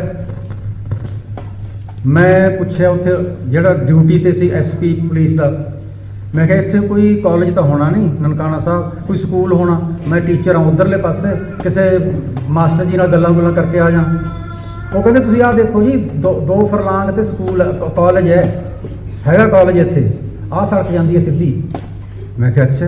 ਮੈਂ ਸੜਕ ਚਲਾ ਗਿਆ ਕਾਲਜ ਨੂੰ। ਉੱਥੇ ਸੀਮੈਂਟ ਦੇ ਅੱਖਰਾਂ 'ਚ ਗੇਟ ਤੇ ਲਿਖਿਆ ਹੋਇਆ ਹੈ, ਉਰਦੂ 'ਚ ਵੀ, ਅੰਗਰੇਜ਼ੀ ਚ ਵੀ, ਗੁਰਮੁਖੀ 'ਚ ਵੀ, Guru Nanak Dev Nankana Sahib degree college Nankana Sahib, Guru Nanak Dev government degree college Nankana Sahib. ਮੇਰਾ ਸਿਰ ਝੁਕ ਗਿਆ ਗੇਟ ਦੇ ਅੱਗੇ ਵੀ ਇਹਨਾਂ ਨੇ ਨਾਂ ਬਦਲਿਆ ਨਹੀਂ ਹੈ। ਅੰਦਰ ਗਿਆ, ਇੱਕ ਸੇਵਾਦਾਰ ਆ ਗਿਆ, ਸਰ ਕਿਹਨੂੰ ਮਿਲਣਾ? ਮੈਂ ਕਿਹਾ ਕਿਸੇ ਵੀ ਪ੍ਰੋਫੈਸਰ ਨੂੰ। ਕਹਿੰਦੇ ਹੁਣ ਮੈਂ 4 ਵਜੇ ਗਿਆ ਸੀ ਸ਼ਾਮ ਨੂੰ, ਕਹਿੰਦੇ ਹੁਣ 2 ਤੋਂ 5 ਤੱਕ ਇਮਤਿਹਾਨ ਹੋ ਰਹੇ ਨੇ, ਡਿਊਟੀਆਂ ਨੇ, ਜੇ ਤਾਂ ਕਿਸੇ ਤੱਕ ਜ਼ਰੂਰੀ ਕੰਮ ਹੈ ਮੈਨੂੰ ਨਾਂ ਦੱਸੋ, ਮੈਂ ਬੁਲਾ ਦਿੰਦਾ, ਨਹੀਂ ਜੇ ਤੁਸੀਂ ਉਡੀਕ ਕਰ ਲਓ 5 ਵਜੇ ਤੱਕ। ਮੈਂ ਕਿਹਾ ਮੈਂ ਤਾਂ 5 ਵਜੇ ਤੱਕ ਉਡੀਕ ਕਰ ਲਾਂਗਾ, ਮੈਨੂੰ ਕਿਹੜਾ ਕੋਈ ਕੰਮ ਹੈ ਕਿਸੇ ਤੱਕ, ਮੈਂ ਤਾਂ ਵੈਸੇ ਹੀ ਮਿਲਣ ਆਇਆ ਸੀ। ਮੈਂ ਗੇਟ ਤੋਂ ਬਾਹਰ ਜਾਣ ਲੱਗਿਆ ਤਾਂ 6 ਫੁੱਟ ਪਲੱਸ ਉੱਚਾ ਲੰਮਾ ਇੱਕ ਸਲਵਾਰ ਕਮੀਜ਼ ਪਹਿਨੀ ਹੋਈ, ਦਾੜੀ ਲੰਮੀ, ਦਸਤਾਰ ਬੰਨੀ ਹੋਈ ਇੱਕ ਮੁਸਲਮਾਨ ਆਇਆ ਮੇਰੇ ਕੋਲ। ਸਰਦਾਰ ਜੀ ਸਤਿ ਸ੍ਰੀ ਅਕਾਲ, ਕਿਉਂ ਚੱਲੇ ਤੁਸੀਂ? ਮੈਂ ਦੱਸੀ ਗੱਲ ਵੀ ਇੱਥੇ ਪ੍ਰੋਫੈਸਰ ਹੈ ਨਹੀਂ ਕੋਈ। ਅਸੀਂ ਪ੍ਰੋਫੈਸਰ ਤਾਂ ਹਾਂ ਨਹੀਂ, ਪਰ ਮੈਂ ਤਾਂ ਤੁਹਾਡੇ ਦੀਦਾਰ ਕਰਨ ਸਾਰ ਆਪਣੀ ਲੇਬਰ ਨੂੰ ਛੁੱਟੀ ਕਰ ਦਿੱਤੀ, ਮੈਂ ਠੇਕੇਦਾਰ ਹਾਂ, ਮੁੰਡਿਆਂ ਦਾ ਹੋਸਟਲ ਬਣਾ ਰਿਹਾ। ਆਹ ਦੇਖੋ ਤੁਸੀਂ 30 ਸੇਵਾਦਾਰ ਬੈਠੇ ਨੇ, ਸਾਡੇ ਨਾਲ ਨਹੀਂ ਗੱਲ ਕਰਨੀ ਤੁਸੀਂ ਕੋਈ? ਮੈਂ ਕਿਹਾ ਕਿਸੇ ਨਾਲ ਵੀ ਹੋ ਸਕਦੀ ਹੈ, ਚਲੋ ਤੁਹਾਡੇ ਨਾਲ ਗੱਲਾਂ ਕਰਦੇ ਹਾਂ। ਕੋਈ ਮਜ਼ਦੂਰ ਛੁੱਟੀ ਮਿਲਣ ਤੇ ਘਰ ਨਹੀਂ ਗਿਆ, ਕੋਈ ਬੋਰੀ ਵਿਛਾ ਕੇ ਹੇਠਾਂ ਬੈਠ ਗਿਆ, ਕੋਈ 2 ਇੱਟਾਂ ਤੇ ਬੈਠ ਗਿਆ, ਕੋਈ ਭੁੰਜੇ ਹੀ ਬੈਠ ਗਿਆ, 2-3 ਕੁਰਸੀਆਂ ਲਿਆਂਦੀਆਂ, ਅਸੀਂ ਕੁਰਸੀਆਂ ਤੇ ਬੈਠ ਗਏ। ਮੈਂ ਪਹਿਲਾ ਵਾਕ ਜਿਹੜਾ ਪਹਿਲਾ ਸਵਾਲ ਪੁੱਛਿਆ ਠੇਕੇਦਾਰ ਨੂੰ, ਮੈਂ ਕਿਹਾ ਭਰਾ ਨਨਕਾਣਾ ਸਾਹਿਬ ਕਿੰਨੀ ਜ਼ਮੀਨ ਹੈ ਗੁਰਦੁਆਰਾ ਸਾਹਿਬ ਦੇ ਨਾਂ? ਉਹ ਕਹਿੰਦੇ ਕਿਉਂ, ਰਹਿਣ ਸਹਿਣ ਖਾਣ ਪੀਣ 'ਚ ਕੋਈ ਤੁਹਾਨੂੰ ਦਿੱਕਤ ਆਈ, ਮੁਸ਼ਕਲ ਆਈ? ਮੈਂ ਕਿਹਾ ਨਹੀਂ। ਫਿਰ ਕਿਉਂ ਪੁੱਛਿਆ ਇਹ ਸਵਾਲ? ਮੈਂ ਕਿਹਾ ਇਹ ਮੇਰੇ ਬਾਬਾ ਜੀ ਦਾ ਥਾਂ ਹੈ, ਮੈਨੂੰ ਇਹਦਾ ਫਿਕਰ ਕਰਨ ਦਾ ਹੱਕ ਨਹੀਂ ਹੈ। ਉਹ ਕਹਿੰਦਾ ਬਿਲਕੁਲ ਨਹੀਂ, ਫਿਕਰ ਕਰਨ ਦਾ ਹੱਕ ਵੱਡਿਆਂ ਨੂੰ ਹੁੰਦਾ ਹੈ, ਸਾਡਾ ਹੱਕ ਬੰਦਗੀ ਕਰਨ ਦਾ। ਉਹ ਸਾਡਾ ਫਿਕਰ ਕਰਦੇ ਨੇ, ਅਸੀਂ ਥੋੜਾ ਫਿਕਰ ਕਰਨ ਜੋਗੇ। ਮੈਂ ਕਿਹਾ ਮੈਂ ਆਪਣਾ ਸਵਾਲ ਦਰੁਸਤ ਕਰਦਾ, ਮੈਨੂੰ ਉਹਨਾਂ ਬਾਰੇ ਜਾਣਕਾਰੀ ਹਾਸਲ ਕਰਨ ਦਾ ਹੱਕ ਤਾਂ ਹੈ। ਹਾਂ, ਕਹਿੰਦਾ ਜਾਣਕਾਰੀ ਹਾਸਲ ਕਰਨ ਦਾ ਹੱਕ ਹੈ। ਮੈਂ ਕਿਹਾ ਕਿੰਨੀ ਜ਼ਮੀਨ ਹੈ? ਕਹਿੰਦੇ 750 ਮੁਰੱਬੇ। ਮੈਂ 750 ਏਕੜ ਸਮਝ ਗਿਆ। ਮੈਂ ਕਿਹਾ 750 ਕਿੱਲੇ ਮਹਾਰਾਜਾ ਰਣਜੀਤ ਸਿੰਘ ਨੇ ਲਵਾਈ ਸੀ ਨਾ? ਉਹ ਕਹਿੰਦੇ 750 ਕਿੱਲੇ ਨਹੀਂ ਆਖਿਆ ਜੀ ਮੈਂ, 750 ਮੁਰੱਬੇ, 18,750 ਏਕੜ। ਕਹਿੰਦੇ ਮਹਾਰਾਜਾ ਰਣਜੀਤ ਸਿੰਘ ਨੇ ਇੰਨੀ ਜ਼ਮੀਨ ਕਿਸੇ ਗੁਰਦੁਆਰੇ ਨੂੰ ਗਿਫਟ ਦਿੱਤੀ ਹੋਵੇ, ਸਾਬਤ ਕਰੋ। ਮੈਂ ਕਿਹਾ ਹੋਰ ਕਿਹਨੇ ਦਿੱਤੀ ਸੀ? ਕਹਿੰਦੇ ਸਾਡੇ ਭੱਟੀਆਂ ਦੇ ਸਰਦਾਰ ਨੇ ਦਿੱਤੀ ਸੀ। ਮੈਂ ਕਿਹਾ ਭੱਟੀਆਂ ਦਾ ਸਰਦਾਰ ਕੌਣ? ਕਹਿੰਦੇ ਤੁਸੀਂ ਨਹੀਂ ਜਾਣਦੇ? ਮੈਂ ਕਿਹਾ ਨਾ ਜੀ। ਕਹਿੰਦੇ ਰਾਏ ਬੁਲਾਰ ਖਾਨ ਸਾਹਿਬ। ਓਹੋ, ਰਾਏ ਬੁਲਾਰ ਖਾਨ ਸਾਹਿਬ ਭੱਟੀ ਸਨ। ਕਹਿੰਦਾ ਮੈਂ ਵੀ ਭੱਟੀ ਆ ਜੀ, ਅਸੀਂ ਭੱਟੀ ਆਮ ਨਹੀਂ ਹੁੰਦੇ। ਕੋਹਿਨੂਰ ਦੀ ਸ਼ਨਾਖਤ ਕੀਤੀ ਸੀ, ਮਾਪਿਆਂ ਨੂੰ ਨਹੀਂ ਪਤਾ ਲੱਗਿਆ ਸੀ ਇਹ ਬੱਚਾ ਕੌਣ ਹੈ ਤੇ ਕੀ ਹੈ। ਸਾਡੇ ਭੱਟੀਆਂ ਦੇ ਸਰਦਾਰ ਨੇ ਸ਼ਨਾਖਤ ਕੀਤੀ ਸੀ। ਮੈਂ ਕਿਹਾ ਇਹ ਤਾਂ ਮੈਨੂੰ ਪਤਾ ਹੈ, ਪਰ ਇਹ ਜ਼ਮੀਨ ਦਾ ਨਹੀਂ ਮੈਨੂੰ ਪਤਾ। ਜਨਮ ਸਾਖੀਆਂ 'ਚ ਜ਼ਿਕਰ ਨਹੀਂ ਆਉਂਦਾ ਜ਼ਮੀਨ ਦਾ, ਮੈਂ ਜਨਮ ਸਾਖੀਆਂ ਦਾ ਪਾਠੀ ਹਾਂ। ਉਹ ਕਹਿੰਦਾ ਕਿ ਰਾਏ ਬੁਲਾਰ ਖਾਨ ਸਾਹਿਬ ਦੀ ਉਮਰ 40 ਤੋਂ ਟੱਪ ਗਈ ਸੀ। ਬਾਬਾ ਜੀ ਦੀ ਉਮਰ ਉਦੋਂ 14-15 ਸਾਲ ਦੀ ਸੀ। ਰਾਏ ਬੁਲਾਰ ਖਾਨ ਸਾਹਿਬ ਦੇ ਘਰ ਔਲਾਦ ਨਹੀਂ ਸੀ। ਆਪਣੇ ਖੇਤਾਂ ਦਾ ਦੌਰਾ ਕਰਨ ਵਾਸਤੇ ਘਰੋਂ ਨਿਕਲੇ, ਬਾਬਾ ਜੀ ਨੂੰ ਦੇਖਿਆ, ਘੋੜੇ ਤੋਂ ਉਤਰੇ, ਲਗਾਮ ਨੌਕਰ ਨੂੰ ਫੜਾਈ, ਜੋੜੇ ਉਤਾਰੇ, ਬਾਬਾ ਜੀ ਦੇ ਸਾਹਮਣੇ ਹੱਥ ਜੋੜ ਕੇ ਖਲੋ ਗਿਆ। ਬਾਬਾ ਮੇਰੀ ਮੁਰਾਦ ਪੂਰੀ ਕਰ। ਜਨਮ ਸਾਖੀ 'ਚ ਇਹ ਤਾਂ ਹੈਗਾ, ਕੀ ਮੰਗਿਆ ਕੀ ਦਿੱਤਾ ਕੁਝ ਨਹੀਂ ਹੈ। ਬਾਬਾ ਮੇਰੀ ਮੁਰਾਦ ਪੂਰੀ ਕਰ। ਬਾਬੇ ਕਹਿਆ ਕੀ ਘਾਟ ਹੈ ਰਾਏ ਜੀ ਤੁਸਾਂ ਪਾਸ, ਹੋਰ ਕੀ ਚਾਹੀਦਾ ਹੈ? ਰਾਏ ਕਹਿਆ ਬਾਬਾ ਤੂੰ ਜਾਣੀ ਜਾਣ ਹੈ, ਮੇਰੀ ਮੁਰਾਦ ਪੂਰੀ ਕਰ। ਬਾਬੇ ਕਹਿਆ ਕਰਤਾਰ ਮੁਰਾਦਾਂ ਪੂਰੀਆਂ ਕਰਦਾ ਹੈ ਸੰਸਾਰ ਦੀਆਂ, ਆਪਾਂ ਕਰਤਾਰ ਪਾਸ ਅਰਦਾਸ ਕਰਦੇ ਹਾਂ। ਬਾਬਾ ਜੀ ਨੇ ਜੋੜੇ ਉਤਾਰੇ, ਸੋਟੀ ਜ਼ਮੀਨ ਤੇ ਰੱਖੀ, ਅਰਦਾਸ ਕੀਤੀ। ਅਰਦਾਸ ਕਰਕੇ ਕਹਿੰਦੇ ਰਾਏ ਜੀ ਤੁਸਾਂ ਦੀ ਮੁਰਾਦ ਪੂਰੀ ਹੋਈ, ਸ਼ੱਕ ਨਹੀਂ ਕਰਨਾ। ਰਾਏ ਲਾਗਾ ਕੁਰਸਤ ਕਰਨ, ਇਹ ਜਨਮ ਸਾਖੀ ਦੇ ਬੋਲ ਨੇ। ਕੁਰਸਤ ਮੈਨੇ ਦੂਰਾ ਹੋ ਕੇ ਸਲਾਮ। ਰਾਏ ਲਾਗਾ ਕੁਰਸਤ ਕਰਨ, ਕੁਰਸਤ ਕਰਦਾ ਕਰਦਾ ਪਿੱਛੇ ਹਟਿਆ, ਨੰਗੇ ਪੈਰੀ ਪੈਦਲ ਹਵੇਲੀ ਵਾਪਸ ਆਇਆ। ਇਹ ਤਾਂ ਲਿਖਿਆ ਹੈ, ਕੀ ਮੰਗਿਆ ਸੀ ਕੀ ਦਿੱਤਾ ਇਹ ਹੈ। ਸਾਲ ਬਾਅਦ ਘਰ 'ਚ ਬੇਟੇ ਨੇ ਜਨਮ ਲਿਆ। 1500 ਮੁਰੱਬਾ ਜ਼ਮੀਨ ਸੀ ਮਾਲਕੀ ਰਾਏ ਬੁਲਾਰ ਖਾਨ ਸਾਹਿਬ ਦੀ। ਪਿਤਾ ਮਹਿਤਾ ਕਲਿਆਣ ਰਾਏ ਤੇ ਰਾਏ ਬੁਲਾਰ ਖਾਨ ਸਾਹਿਬ ਜਮਾਤੀ ਵੀ ਸਨ, ਦੋਸਤ ਵੀ ਸਨ, ਗਰਾਈ ਵੀ ਸਨ। ਇਸ ਕਰਕੇ ਜ਼ਿੰਮੇਵਾਰੀ ਹੈ ਜਿਹੜੀ ਮੁਰੱਬਿਆਂ ਦੀ ਦੇਖਭਾਲ ਕਰਨ ਦੀ ਪਿਤਾ ਜੀ ਨੂੰ ਦਿੱਤੀ ਸੀ। ਜਦੋਂ ਇਹ ਖੁਸ਼ੀ ਦਾ ਮੌਕਾ ਆਇਆ, ਦਾਵਤ ਦਿੱਤੀ, ਪਿੰਡਾਂ ਦੇ ਪਿੰਡ ਆਣ ਉਤਰੇ। ਇਹ ਫਿਰ ਠੇਕੇਦਾਰ ਦੱਸ ਰਿਹਾ ਮੈਨੂੰ ਕਿ ਉਹਦੇ 'ਚ ਦੌਲਤ ਖਾਨ ਨਵਾਬ ਸਾਹਿਬ ਵੀ ਆਏ ਸਨ ਇਸ ਦਾਵਤ 'ਚ। ਰਾਏ ਬੁਲਾਰ ਖਾਨ ਸਾਹਿਬ ਦੇ ਰਿਸ਼ਤੇਦਾਰ ਸਨ, ਸੁਲਤਾਨਪੁਰ ਦੇ ਦੌਲਤ ਖਾਨ।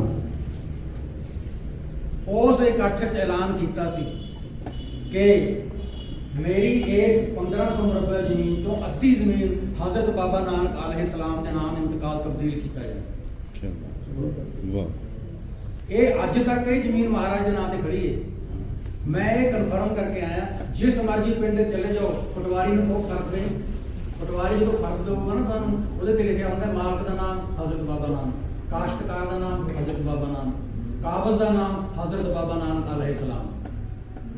ਰਿਕਾਰਡ ਮੁਤਾਬਕ ਸਾਡਾ ਗੁਰੂ ਪਿਤਾ ਉਹਨਾਂ ਜ਼ਮੀਨਾਂ 'ਚ ਅੱਜ ਤੱਕ ਖੇਤੀ ਕਰ ਰਹੇ।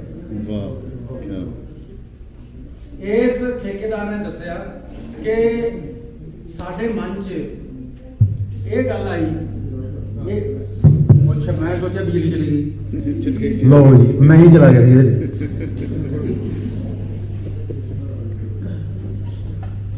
ਇਹ ਠੇਕੇਦਾਰ ਦੱਸ ਰਿਹਾ ਹੈ, ਕਹਿੰਦਾ ਅਸੀਂ ਸੋਚਿਆ ਬੈਠ ਕੇ ਭਾਈਚਾਰੇ ਨੇ ਕਿ ਜ਼ਮੀਨ ਸਾਡੀ, ਵਾਹੁੰਦੇ ਬੀਜਦੇ ਵੀ ਅਸੀਂ ਆ। ਇਹ ਜ਼ਮੀਨ ਸਾਡੇ ਨਾਂ ਨਹੀਂ। ਸ਼ੇਖਪੁਰੇ ਦੀ ਡਿਸਟ੍ਰਿਕਟ ਕੋਰਟ ਦੇ ਵਿੱਚ ਮੁਕੱਦਮਾ ਕਰ ਦਿੱਤਾ। 4 ਸਾਲ ਮੁਕੱਦਮਾ ਚੱਲਿਆ, ਹਾਰ ਗਏ। ਲਾਹੌਰ ਹਾਈ ਕੋਰਟ 'ਚ ਮੁਕੱਦਮਾ ਚੱਲਿਆ, 3 ਸਾਲ ਹਾਈ ਕੋਰਟ 'ਚ ਮੁਕੱਦਮਾ ਚੱਲਿਆ, ਹਾਰ ਗਏ। ਅਸੀਂ ਇਸਲਾਮਾਬਾਦ ਸੁਪਰੀਮ ਕੋਰਟ 'ਚ ਮੁਕੱਦਮਾ ਕਰ ਦਿੱਤਾ। 2 ਸਾਲ ਮੁਕੱਦਮਾ ਚੱਲਿਆ। ਅਖੀਰਲੀਆਂ ਤਰੀਕਾਂ 'ਚ ਬੈਂਚ ਕਹਿੰਦਾ, ਜੱਜ ਕਹਿੰਦੇ ਹੁਣ ਇੱਕ ਤਰੀਕ ਦਿਆਂਗੇ ਅਸੀਂ ਤੁਹਾਨੂੰ, ਬਿਨਾਂ ਵਕੀਲ ਤੋਂ ਆਉਣਾ, ਅਸੀਂ ਤੁਹਾਡੇ ਨਾਲ ਕੁਝ ਸਲਾਹ ਕਰਨੀ। 5-4 ਬੰਦੇ ਤੁਸੀਂ ਮੋਹਤਬਰ ਚੁਣ ਕੇ ਲਿਆਏ। ਅਸੀਂ ਪੁੱਛਿਆ ਵੀ ਜੀ ਕੀ ਗੱਲ ਕਰਨੀ ਹੈ, ਸਾਨੂੰ ਪਤਾ ਲੱਗੇ ਅਸੀਂ ਤਿਆਰੀ ਕਰਕੇ ਆਈਏ। ਜੱਜ ਸਾਹਿਬ ਕਹਿੰਦੇ ਸਾਨੂੰ ਇਹ ਲੱਗਦਾ ਹੈ ਕਿ ਇਹ ਮੁਕੱਦਮਾ ਛੇੜ ਕੇ ਕੋਰਟਾਂ 'ਚ ਤੁਸੀਂ ਚੰਗਾ ਕੰਮ ਨਹੀਂ ਕੀਤਾ, ਇਹ ਤੁਹਾਡੇ ਨਾਲ ਸਲਾਹ ਕਰਨੀ। ਪਿੰਡਾਂ ਦੇ ਇਕੱਠ ਹੋਏ, ਬੰਦੇ ਚੁਣੇ ਗਏ, 7 ਬੰਦੇ ਚੁਣੇ ਗਏ ਜਿਨ੍ਹਾਂ 'ਚ ਮੈਂ ਵੀ ਸੀ। ਆਵਾਜ਼ ਪਈ 11 ਵਜੇ, ਜੱਜਾਂ ਨੇ ਕਿਹਾ 1 ਘੰਟੇ ਵਾਸਤੇ ਕੋਰਟ ਸਸਪੈਂਡ, ਦੁਬਾਰੀ ਅਗਲੀਆਂ ਪੇਸ਼ੀਆਂ 12 ਵਜੇ ਤੋਂ ਬਾਅਦ ਪੈਣਗੀਆਂ। ਅਸੀਂ ਅੰਦਰ ਚਲੇ ਗਏ, ਸਾਡੇ ਵਾਸਤੇ ਚਾਹ ਠੰਡਾ ਮੰਗਵਾ ਲਿਆ। ਜੱਜ ਸਾਹਿਬ ਕਹਿੰਦੇ ਸਾਡੀ ਜਾਂਚ ਮੁਤਾਬਕ ਇਹ ਮੁਕੱਦਮਾ ਕਰਕੇ ਤੁਸੀਂ ਠੀਕ ਨਹੀਂ ਕੀਤਾ। ਅਸੀਂ ਜਿਹੜੀ ਤੁਹਾਨੂੰ ਸਲਾਹ ਦੇਣ ਲੱਗੇ ਹਾਂ ਬਤੌਰ ਜੱਜ ਨਹੀਂ ਦੇਣ ਲੱਗੇ, ਅਦਾਲਤ ਨਹੀਂ ਤੁਹਾਡੇ ਨਾਲ ਗੱਲਾਂ ਕਰਨ ਲੱਗੀ, ਅਸੀਂ ਤੁਹਾਡੇ ਭਰਾ ਹਾਂ। ਤੁਸੀਂ ਥਾਂ ਥਾਂ ਤੇ ਅਦਾਲਤਾਂ 'ਚ ਇਹ ਕਿਹਾ ਕਿ ਤੁਹਾਡੇ ਵਡੇਰੇ ਦਾ ਦਿਮਾਗ ਹੱਲ ਗਿਆ ਸੀ ਪਿਛਲੀ ਉਮਰ 'ਚ, ਉਹਨਾਂ ਨੇ ਇੱਕ ਫਕੀਰ ਨੂੰ ਅੱਧੀ ਜ਼ਮੀਨ ਦੇ ਦਿੱਤੀ, ਅਸੀਂ ਉਦੋਂ ਦੇ ਮਾਲਕ ਕਾਬਜ਼ ਦੇ ਕਾਸ਼ਤਕਾਰ ਹਾਂ, ਇਹ ਮਾਲਕੀ ਸਾਡੇ ਹੱਕ 'ਚ ਹੋਣੀ ਚਾਹੀਦੀ। ਜਿਨ੍ਹਾਂ ਦੀ ਬਦੌਲਤ ਤੁਸੀਂ ਜਹਾਨ 'ਚ ਰੌਸ਼ਨੀ ਦੇਖੀ, ਉਹਨਾਂ ਨੂੰ ਤੁਸੀਂ ਪਾਗਲ ਕਰਾਰ ਦਿੱਤਾ। ਜ਼ਮੀਨਾਂ ਨਾਲੋਂ ਵੱਧ ਉਹ ਤੁਹਾਨੂੰ ਪਿਆਰ ਕਰਦੇ ਸੀ, ਇਸ ਕਰਕੇ ਜ਼ਮੀਨ ਦੇ ਬਦਲੇ ਤੁਸੀਂ ਮਿਲੇ ਸੀ ਉਹਨਾਂ ਨੂੰ।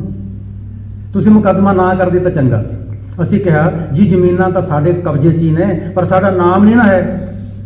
ਜੱਜ ਸਾਹਿਬ ਕਹਿੰਦੇ ਨਾਮ ਨਾ ਤੁਹਾਡਾ ਰਹੇਗਾ ਨਾ ਸਾਡਾ, ਨਾਮ ਰਹੇਗਾ ਅੱਲਾਹ ਪਰਵਰਦਗਾਰ ਦਾ ਤੇ ਉਹਦੀ ਬੰਦਗੀ ਕਰਨ ਵਾਲਿਆਂ ਦਾ।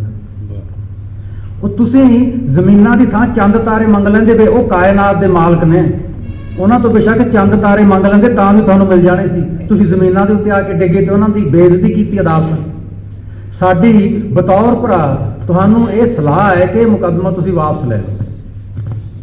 4 ਵਜੇ ਸ਼ਾਮ ਨੂੰ ਫਿਰ ਆਵਾਜ਼ ਪਏਗੀ, ਤੁਸੀਂ ਆਪਣਾ ਸਲਾਹ ਸਲੂਹ ਕਰ ਲਓ, ਜੋ ਤੁਹਾਡਾ ਫੈਸਲਾ ਹੋਊਗਾ ਅਸੀਂ ਸੁਣ ਲਾਂਗੇ ਤੇ ਫਿਰ ਅਸੀਂ ਜੱਜਮੈਂਟ ਸੁਣਾ ਦਾਂਗੇ। ਬਾਹਰ ਕਹਿੰਦਾ ਜੀ 600-700 ਬੰਦੇ ਸਾਡੀ ਉਡੀਕ ਕਰ ਰਹੇ ਸਨ। ਕੀ ਹੋਇਆ, ਕੀ ਅਸੀਂ ਦੱਸ ਦਿੱਤੀ। ਕੀ ਕਰਨਾ ਚਾਹੀਦਾ, ਸਲਾਹਾਂ ਕਰਨ ਲੱਗੇ, ਪਤਾ ਨਾ ਲੱਗੇ ਕੀ ਕਰੀਏ। ਇੱਕ ਸਿਆਣਾ ਬੰਦਾ ਕਹਿੰਦਾ ਤੁਹਾਡੇ ਸਾਹਮਣੇ 2 ਰਸਤੇ ਨੇ, ਦੋਵਾਂ 'ਚੋਂ ਇੱਕ ਚੁਣ ਲਓ। ਇੱਕ ਤਾਂ ਇਹ ਕਿ ਮੁਕੱਦਮਾ ਵਾਪਸ ਲੈ ਲਓ, ਦੂਸਰਾ ਇਹ ਕਿ ਮੁਕੱਦਮਾ ਹਾਰ ਜਾਓ। ਬਸ ਇਹਨਾਂ ਦੋਵਾਂ 'ਚ ਦੱਸੋ ਕੀ ਕਰਨਾ। ਜੇ ਸੁਪਰੀਮ ਕੋਰਟ 'ਚ ਮੁਕੱਦਮਾ ਹਾਰ ਗਏ ਤਾਂ ਕਿੱਥੇ ਜਾਓਗੇ ਫਿਰ? ਸਰਬਸੰਮਤੀ ਨਾਲ ਫੈਸਲਾ ਹੋ ਗਿਆ ਕਿ ਮੁਕੱਦਮਾ ਵਾਪਸ ਲਵਾਂਗੇ। ਮੁਕੱਦਮਾ ਵਾਪਸ ਲੈ ਲਿਆ ਜੀ 4 ਵਜੇ। ਇਹ ਗੱਲਾਂ ਸੁਣਾਉਂਦਿਆਂ ਠੇਕੇਦਾਰ ਦੀਆਂ ਅੱਖਾਂ ਭਰ ਆਈਆਂ। ਕਹਿੰਦਾ ਸਰਦਾਰ, ਉਹ ਵਡੇਰੇ ਨੇ ਜਿਹੜੇ ਸਾਡੇ ਨਾ ਅਸਮਾਨ 'ਚ ਬੈਠੇ ਨੇ, ਉਹਨਾਂ ਨੇ ਸਾਨੂੰ ਸੁਪਰੀਮ ਕੋਰਟ 'ਚ ਮੱਤ ਦਿੱਤੀ, ਹੁਣ ਅਸੀਂ ਉਹਨਾਂ ਦੇ ਕਦਮਾਂ 'ਚ ਬੈਠ ਕੇ ਖਿਮਾ ਮੰਗਣ ਯੋਗੇ ਤਾਂ ਹੋ ਗਏ, ਨਹੀਂ ਤਾਂ ਜ਼ਮੀਨ ਵੀ ਗਈ ਸੀ ਤੇ ਉਹਨਾਂ ਦੀਆਂ ਮੁਹੱਬਤਾਂ ਵੀ ਗਈਆਂ ਸੀ। ਸਾਨੂੰ ਉਹ ਕਹਿੰਦਾ ਸਾਨੂੰ ਤਾਂ ਸਾਡੇ ਬਜ਼ੁਰਗ ਜਦੋਂ ਮੁਕੱਦਮੇਬਾਜ਼ੀ ਦੀ ਗੱਲ ਸੁਣੀ, ਸਾਡੇ ਬਜ਼ੁਰਗ ਸਾਨੂੰ ਕਹਿੰਦੇ ਉਹ ਇਹ ਸੁਪਰੀਮ ਕੋਰਟਾਂ ਦੀ ਸੁਪਰੀਮ ਕੋਰਟ ਹੈ ਉੱਪਰਲੀ, ਜਿਹਦੇ 'ਚ ਸਾਡੇ ਵੱਡੇ ਜੱਜ ਬੈਠੇ ਨੇ, ਹਜ਼ਰਤ ਬਾਬਾ ਨਾਨਕ ਤੇ ਰਾਏ ਬੁਲਾਰ ਖਾਨ ਸਾਹਿਬ, ਬੰਦਗੀ ਵਾਲੇ ਸ਼ਖਸ। ਇਹ ਉਡੀਕ ਰਹੇ ਨੇ ਤੁਹਾਨੂੰ ਕਿ ਅਰਜ਼ੀਆਂ ਲੈ ਕੇ ਆਓ, ਆਪਣੇ ਗੁਨਾਹ ਮਾਫ ਕਰਵਾਓ। ਸਜ਼ਾਵਾਂ ਦੇਣ ਲਈ ਨਹੀਂ ਬੈਠੇ, ਸਾਡੇ ਗੁਨਾਹ ਮਾਫ ਕਰਨ ਲਈ ਬੈਠੇ ਨੇ। ਤੁਸੀਂ ਜਾਂਦੇ ਹੀ ਨਹੀਂ, ਤੁਹਾਨੂੰ ਪਤਾ ਇਸ ਗੱਲ ਦਾ ਵੀ ਜੇ ਅਰਜ਼ੀ ਲੈ ਕੇ ਚਲੇ ਗਏ ਉਹ ਮਾਫ ਕਰ ਦੇਣਗੇ, ਪਰ ਇਹ ਜ਼ਰੂਰ ਕਹਿਣਗੇ ਵੀ ਅੱਗੋਂ ਨੂੰ ਨਹੀਂ ਕਰਨਾ ਇਹ ਕੰਮ। ਰਾਏ ਬੁਲਾਰ ਖਾਨ ਸਾਹਿਬ ਦੇ 1-2 ਵਾਕ ਤੁਹਾਨੂੰ ਸੁਣਾਣੇ ਨੇ, ਫਿਰ ਛੁੱਟੀ ਵੀ ਲੈਣੀ ਹੈ, ਬਹੁਤ ਹੋ ਗਿਆ ਨਾ ਜੀ ਸਮਾਂ। ਜਿਸ ਗੱਲ ਦੀ ਖਾਸ ਖੁਸ਼ੀ ਹੋਈ ਉਹ ਇਹ ਕਿ ਮੈਂ ਤਾਂ ਆਉਣ ਸਾਰ ਹੀ ਆਪਣਾ ਮੋਬਾਈਲ ਬੰਦ ਕਰ ਲਿਆ ਸੀ। ਤੁਸੀਂ ਵੀ ਇੰਨੇ ਨੇਕ ਹੋ, ਤੁਸੀਂ ਵੀ ਬੰਦ ਕਰ ਲਏ, ਨਹੀਂ ਤਾਂ ਬੰਦ ਕਰਦੇ, ਕਿਉਂਕਿ ਤੁਹਾਡੇ ਸੁਨੇਹੇ ਤਾਂ ਬਹੁਤ ਜ਼ਰੂਰੀ ਹੁੰਦੇ ਨੇ, ਸੁਣਨੇ ਹੁੰਦੇ ਨੇ ਉਹ ਤਾਂ, ਪਰ ਤੁਸੀਂ ਬੰਦ ਕਰ ਲਿਆ ਅੱਜ, ਸ਼ੁਕਰਾਨਾ। ਕੋਈ ਨਹੀਂ, ਜਦੋਂ ਆਪਾਂ ਨੂੰ ਸੱਚੇ ਸੌਦੇ ਦੀ ਕਹਾਣੀ ਸਾਖੀ ਪਤਾ ਹੈ, ਸਾਖੀ ਨਹੀਂ ਸੁਣਾਣੀ ਤੁਹਾਨੂੰ। ਇਸ ਸਾਖੀ ਦੇ ਨਾਲ ਜੁੜੇ ਹੋਏ 3-4 ਵਾਕ ਸੁਣਾਣੇ। ਪਿਤਾ ਨੂੰ ਪਤਾ ਸੀ ਆਪਣੇ ਬੇਟੇ ਦੇ ਸੁਭਾਅ ਦਾ। ਜਦੋਂ 20 ਰੁਪਏ ਦਿੱਤੇ ਨਾ, ਉਦੋਂ ਭਾਈ ਬਾਲਾ ਜੀ ਨੂੰ ਨਾਲ ਤੋਰਿਆ ਸੀ, ਇਹ ਜਾਣ ਕੇ ਕਿ ਜ਼ਿੰਮੇਵਾਰ ਬੰਦਾ ਨਾਲ ਚਾਹੀਦਾ। 4 ਸਾਲ ਉਮਰ 'ਚ ਭਾਈ ਬਾਲਾ ਜੀ ਵੱਡੇ ਸਨ। ਜਦੋਂ ਪਤਾ ਲੱਗਿਆ ਕੀ ਹੋ ਗਿਆ ਪੈਸਿਆਂ ਦਾ, ਅਜੇ ਆਪਣੇ ਬੇਟੇ ਨੂੰ ਮਿਲਣਾ ਸੀ, ਗੱਲ ਅਜੇ ਕਰਨੀ ਸੀ, ਪਹਿਲਾਂ ਭਾਈ ਬਾਲਾ ਦੇ ਘਰ ਗਏ। ਭਾਈ ਬਾਲਾ ਜੀ ਨੂੰ ਕਹਿੰਦੇ ਪਿਤਾ ਜੀ, ਕਹਿੰਦੇ ਕਿਸ ਗੱਲ ਲਈ ਤੋਰਿਆ ਸੀ ਤੁਹਾਨੂੰ ਨਾਨਕ ਨਾਲ? ਜੀ ਦੁਕਾਨ ਵਾਸਤੇ ਸਮਾਨ ਖਰੀਦਣ ਲਈ। ਤਾਂ ਫਿਰ ਕੀ ਕੀਤਾ? ਜੀ ਅਸਾਂ ਤਾਂ ਬਹੁਤ ਵਰਜਿਆ ਸੀ, ਮੰਨੇ ਨਹੀਂ। ਆਖਣ ਲੱਗੇ ਬੰਦਗੀ ਕਰਨ ਵਾਲੇ ਤਪਸਵੀ ਸਾਧੂ ਹਨ, ਇਹਨਾਂ ਵਿੱਚੋਂ ਮਿੱਠੇ ਬੋਲ ਮਿਲਣਗੇ। ਇਹਨਾਂ ਤੋਂ ਪੈਸਿਆਂ ਦਾ ਕੀ ਹੈ, ਪੈਸੇ ਅਨੇਕ ਆਣਗੇ ਅਨੇਕ ਜਾਣਗੇ। ਜੀ ਸਾਡੀ ਗੱਲ ਹੀ ਨਹੀਂ ਮੰਨੀ। ਫਿਰ ਪੁੱਛਿਆ ਨਾਨਕ ਹੈ ਕਿੱਥੇ? ਦੱਸਿਆ ਪਿੰਡ ਦੇ ਬਾਹਰ ਛੱਪੜ ਕਿਨਾਰੇ ਰੱਬ ਦਾ ਨਾਮ ਲੈ ਰਿਹਾ। ਪਿਤਾ ਤੇਜ਼ ਕਦਮੀ ਘਰੋਂ ਚੱਲਿਆ। ਬੇਬੇ ਨਾਨਕੀ ਗੁਸੈਲੇ ਪਿਤਾ ਦੇ ਪਿੱਛੇ ਪਿੱਛੇ ਚੱਲੀ। ਪਿਤਾ ਨੂੰ ਆਉਂਦਾ ਦੇਖ ਕੇ ਅਦਬ ਨਾਲ ਬਾਬਾ ਖਲੋਏ ਗਿਆ। ਪਿਤਾ ਨੇ ਆਉਣ ਸਾਰ ਪੁੱਛਿਆ ਕੀ ਕੀਤਾ ਉਸ 20 ਰੁਪਈਆਂ ਦਾ? ਬਾਬੇ ਕਹਿਆ ਖਰਾ ਸੌਦਾ ਕਰਨ ਲਈ ਕਿਹਾ ਸੀ ਪਿਤਾ ਜੀ, ਖਰਾ ਸੌਦਾ ਕਰਨ ਲਈ ਕਿਹਾ ਸੀ ਨਾ, ਖਰਾ ਸੌਦਾ ਕਰ ਆਇਆ ਹਾਂ। ਭੁੱਖੇ ਸਾਧੂਆਂ ਨੂੰ ਖਾਣਾ ਖਵਾ ਦਿੱਤਾ। ਖੱਬੇ ਹੱਥ ਨਾਲ ਸੱਜੀ ਗੱਲ ਉੱਤੇ, ਸੱਜੇ ਹੱਥ ਨਾਲ ਖੱਬੀ ਗੱਲ ਉੱਤੇ 2 ਥੱਪੜ ਰਸੀਦ ਕੀਤੇ। ਹੰਝੂਆਂ ਦੀਆਂ ਕੁਝ ਬੂੰਦਾਂ ਛੱਪੜ ਕਿਨਾਰੇ ਡਿੱਗੀਆਂ। ਪਿਤਾ ਦਾ ਹੱਥ ਫੜ ਕੇ ਨਾਨਕੀ ਨੇ ਕਿਹਾ ਪਿਤਾ ਜੀ ਘਰ ਚੱਲੀਏ। ਮੈਂ ਇੱਥੇ ਰੁਕਿਆ। ਇਹ ਵਾਕ ਆਮ ਨਹੀਂ ਹੈ, ਸੰਸਾਰ ਦੇ ਸਾਰੇ ਧਰਮ ਗ੍ਰੰਥਾਂ 'ਚ ਲਿਖਿਆ ਹੋਇਆ ਹੈ ਇਹ ਧਰਤੀ ਤੁਹਾਡਾ ਘਰ ਨਹੀਂ ਹੈ, ਸਰਾਂ ਹੈ, ਘਰ ਕਿਤੇ ਹੋਰ ਹੈ। ਪਿਤਾ ਜੀ ਘਰ ਚੱਲੀਏ। ਘਰ ਆ ਗਏ। ਰਾਏ ਬੁਲਾਰ ਖਾਨ ਸਾਹਿਬ ਨੂੰ ਇਸ ਘਟਨਾ ਦਾ ਪਤਾ ਲੱਗਿਆ। ਨੌਕਰ ਭੇਜਿਆ, ਕਿਹਾ ਮਹਿਤਾ ਜੀ ਨੂੰ ਹਵੇਲੀ ਲਿਆਓ। ਨੌਕਰ ਘਰ ਗਿਆ। ਪਿਤਾ ਨੂੰ ਪਤਾ ਸੀ ਨਾਰਾਜ਼ ਹੋਣਗੇ, ਟਾਲ ਦਿੱਤਾ, ਘਰ ਨਹੀਂ ਹਨ। ਵਾਪਸ ਗਿਆ, ਜੀ ਘਰ ਨਹੀਂ। ਰਾਏ ਕਹਿਆ ਕਿੱਡਾ ਕੁ ਪਿੰਡ ਹੈ ਤਲਵੰਡੀ? 2 ਨੌਕਰ ਜਾਣ, ਜਿੱਥੇ ਵੀ ਹਨ ਲੱਭ ਕੇ ਲਿਆਣ, ਔਰ ਨਾਨਕ ਜੀ ਨੂੰ ਨਾਲ ਲੈ ਕੇ ਆਓ। ਪਿਓ ਪੁੱਤਰ ਹਵੇਲੀ ਪਹੁੰਚੇ। ਬਾਬਾ ਜੀ ਨੂੰ ਛਾਤੀ ਨਾਲ ਲਾਇਆ ਰਾਏ ਬੁਲਾਰ ਖਾਨ ਸਾਹਿਬ ਨੇ। ਪਹਿਲਾ ਵਾਕ, ਮਹਿਤਾ ਤੁਸਾਂ ਨੂੰ ਸਖਤ ਤਾਕੀਦ ਕੀਤੀ ਸੀ ਇਸ ਬੱਚੇ ਨਾਲ ਗੱਲ ਕਰਨ ਲਈ ਉੱਚਾ ਬੋਲ ਨਹੀਂ ਬੋਲਣਾ, ਅੱਜ ਤਾਂ ਤੁਸੀਂ ਜ਼ਿਆਦਤੀ ਕੀਤੀ ਹੈ। ਪਿਤਾ ਨੇ ਕਹਿਆ ਜੀ ਪੜ੍ਹਨ ਭੇਜਿਆ ਸੀ, ਪੜ੍ਹਦਾ ਨਹੀਂ। ਪਸ਼ੂ ਚਾਰਨ ਭੇਜਿਆ, ਪਸ਼ੂਆਂ ਵਿੱਚ ਧਿਆਨ ਨਹੀਂ। ਸੋਚਿਆ ਕਿਸੇ ਕੰਮ ਦਾ ਨਹੀਂ, ਹੱਟੀ ਖੁਲਵਾ ਦਿੰਦਾ, 20 ਰੁਪਏ ਉਜਾੜ ਆਇਆ। ਰਾਏ ਨੇ ਨੌਕਰ ਨੂੰ ਕਹਿਆ ਅੰਦਰ ਬੇਗਮ ਸਾਹਿਬਾ ਪਾਸ ਜਾਓ, 20 ਰੁਪਏ ਲਿਆਓ। ਨੌਕਰ 20 ਰੁਪਏ ਲੈ ਆਇਆ। ਰਾਏ ਕਹਿਆ ਲੋ ਮਹਿਤਾ ਤੁਸਾਂ ਦਾ ਘਾਟਾ ਅਸੀਂ ਪੂਰਾ ਕਰਦੇ ਹਾਂ। ਪਿਤਾ ਨੇ ਕਹਿਆ ਜੀ ਪੈਸੇ ਤੁਸਾਂ ਦੇ ਹੋਏ ਕਿ ਅਸਾਂ ਦੇ? ਤੁਸੀਂ ਅਸਾਂ ਦੇ ਹੋ, ਅਸੀਂ ਤੁਸਾਂ ਦੇ, ਇਸ ਕਰਕੇ ਪੈਸਿਆਂ ਦੀ ਕੋਈ ਗੱਲ ਨਹੀਂ। ਰਾਏ ਕਹਿਆ ਜੇ ਪੈਸਿਆਂ ਦੀ ਕੋਈ ਗੱਲ ਨਹੀਂ ਫਿਰ ਜ਼ੁਲਮ ਕਾਸ ਲਈ ਕੀਤਾ ਸਾਈ ਅੱਜ ਫਰਿਸ਼ਤੇ ਉੱਪਰ? ਇਹ ਵਾਕ ਹੈ ਜੀ। ਜੇ ਪੈਸਿਆਂ ਦੀ ਕੋਈ ਗੱਲ ਨਹੀਂ ਫਿਰ ਜ਼ੁਲਮ ਕਾਸ ਲਈ ਕੀਤਾ ਸਾਈ ਅੱਜ ਫਰਿਸ਼ਤੇ ਉੱਪਰ? ਪਿਤਾ ਨੇ ਕਹਿਆ ਜੀ ਆਪਣੀ ਔਲਾਦ ਨੂੰ ਜ਼ਿੰਮੇਵਾਰੀ ਸਿਖਾਉਣ ਦਾ ਪਿਤਾ ਹੋਣ ਦੇ ਨਾਤੇ ਮੈਨੂੰ ਕੋਈ ਹੱਕ ਨਹੀਂ? ਅੱਜ 20 ਰੁਪਏ ਦਾ ਨੁਕਸਾਨ ਕਰਾਇਆ, ਕੱਲ ਨੂੰ ਵੱਡਾ ਨੁਕਸਾਨ ਕਰੇਗਾ। ਰਾਏ ਕਹਿਆ ਜੋ ਤੂੰ ਸਾਨੂੰ ਦਿਸਦਾ ਨਹੀਂ ਔਰ ਸਾਨੂੰ ਸਾਫ਼ ਨਜ਼ਰ ਆਉਂਦਾ ਹੈ, ਕੁੱਲ ਦੁਨੀਆ ਦੀ ਦੌਲਤ ਦਾ ਦਰਿਆ ਇਸ ਬੱਚੇ ਦੇ ਹੱਥਾਂ ਥਾਣੀ ਵਗਦਾ ਆਉਂਦਾ ਸਾਫ਼ ਦਿਖਾਈ ਦਿੰਦਾ। I repeat this sentence, Mehta ਜੋ ਤੂੰ ਸਾਨੂੰ ਦਿਸਦਾ ਨਹੀਂ ਸਾਨੂੰ ਸਾਫ਼ ਦਿਖਾਈ ਦਿੰਦਾ ਹੈ, ਕੁੱਲ ਦੁਨੀਆ ਦੀ ਦੌਲਤ ਦਾ ਦਰਿਆ ਇਸ ਬੱਚੇ ਦੇ ਹੱਥਾਂ ਥਾਣੀ ਵਗਦਾ ਆਉਂਦਾ ਸਾਫ਼ ਦਿਖਾਈ ਦਿੰਦਾ।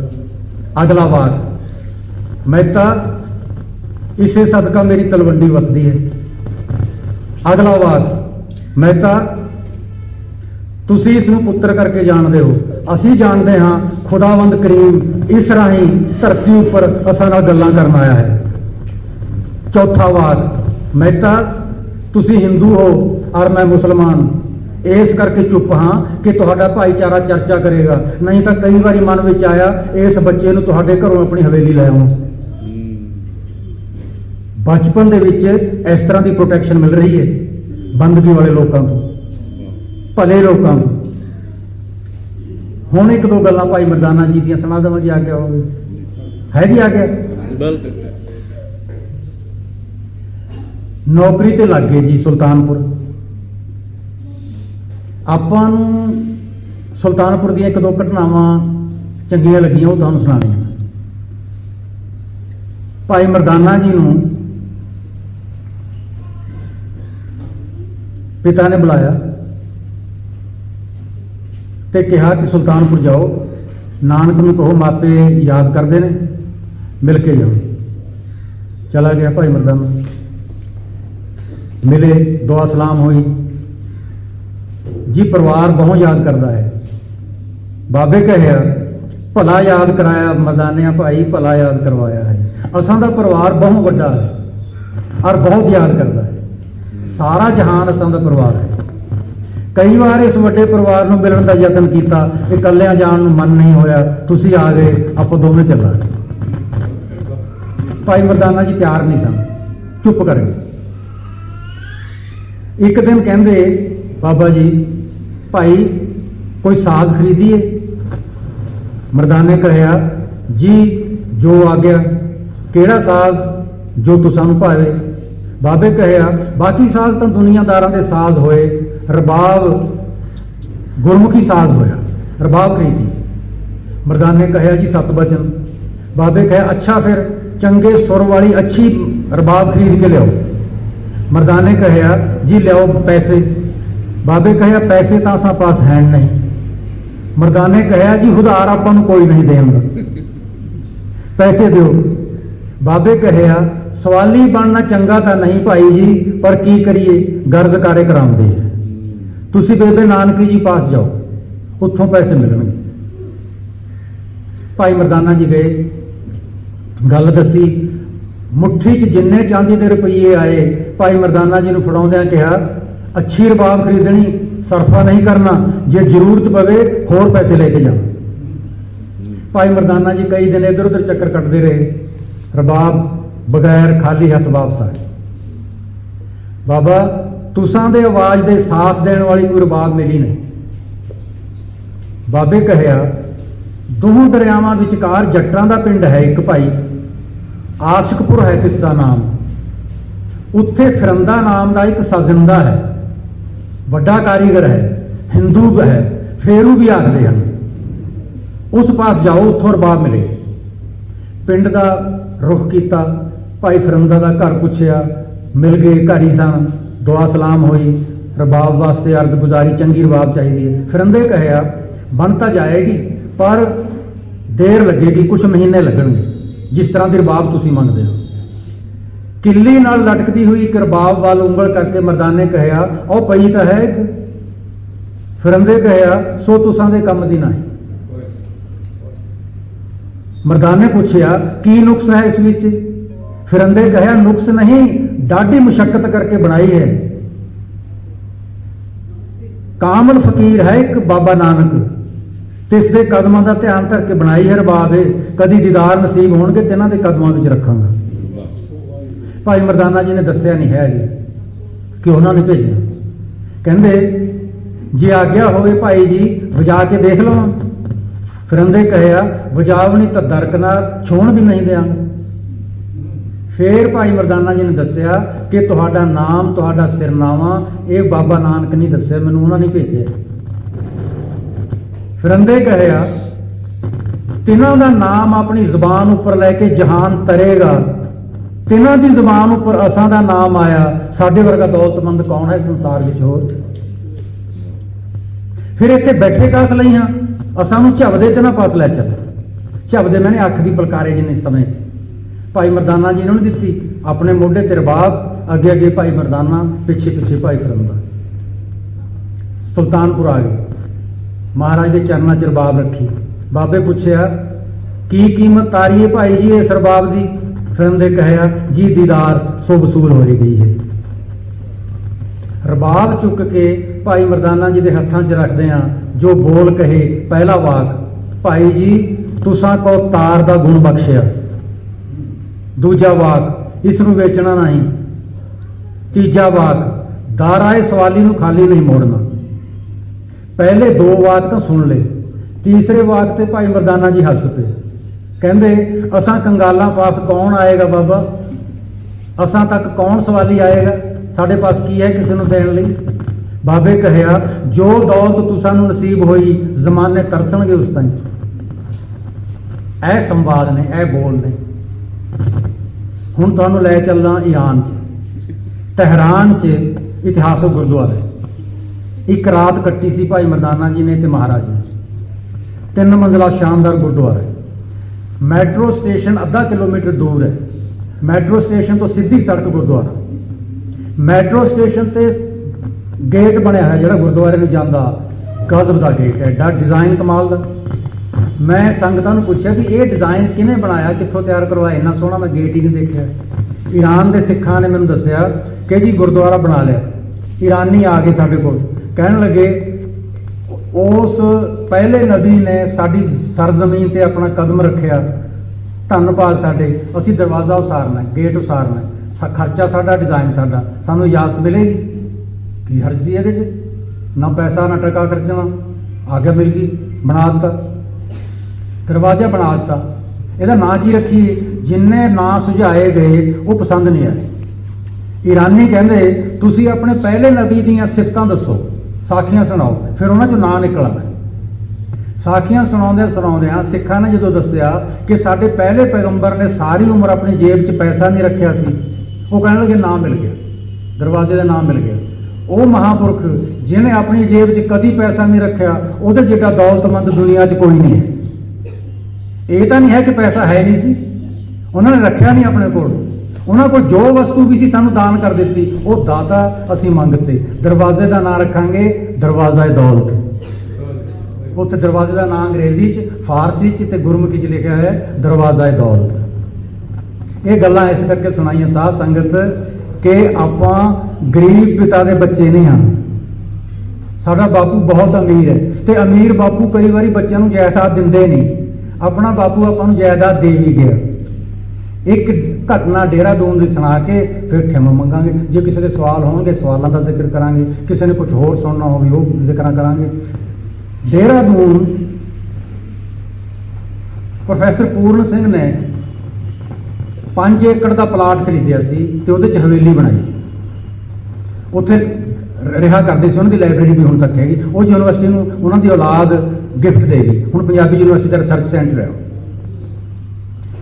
ਪ੍ਰੋਫੈਸਰ ਪੂਰਨ ਸਿੰਘ ਕਿਉਂਕਿ ਸਵਾਮੀ ਰਾਮ ਤੀਰਥ ਦੇ ਦੋਸਤ ਸਨ, ਇਸ ਕਰਕੇ ਹਰਿਦੁਆਰ, ਟੀਰੀ, ਰਿਸ਼ੀਕੇਸ਼, ਦੇਹਰਾਦੂਨ, ਉੱਥੋਂ ਦੀ ਜਿਹੜੀ ਹਿੰਦੂ ਸੰਗਤ ਹੈ, ਹਿੰਦੂ ਭਾਈਚਾਰਾ ਹੈ, ਉਹ ਪ੍ਰੋਫੈਸਰ ਪੂਰਨ ਸਿੰਘ ਨੂੰ ਸਵਾਮੀ ਜੀ ਕਿਹਾ ਕਰਦੀ ਸੀ, ਸਵਾਮੀ ਪੂਰਨ ਜੀ। 4 ਸਾਧੂ ਆਏ, ਦਰਬਾਨ ਨੂੰ ਕਹਿੰਦੇ स्वामी जी हैं। दरबान कहना हाँ जी, उनके दर्शन करने हैं, मैं आज्ञा ले आऊँ। दरबान अंदर गया, कहना जी साधु आए ने मिलना है, भेज दो। गल्लां करन लगे। एक साधु कहना जी आप कौन सी तपस्या करते हैं, आपके माथे पर इतना नूर है। प्रोफेसर पूर्ण सिंह कहते तप, साधना, बंदगी करने तो दरकिनार, हमें तो पता भी नहीं होती क्या है।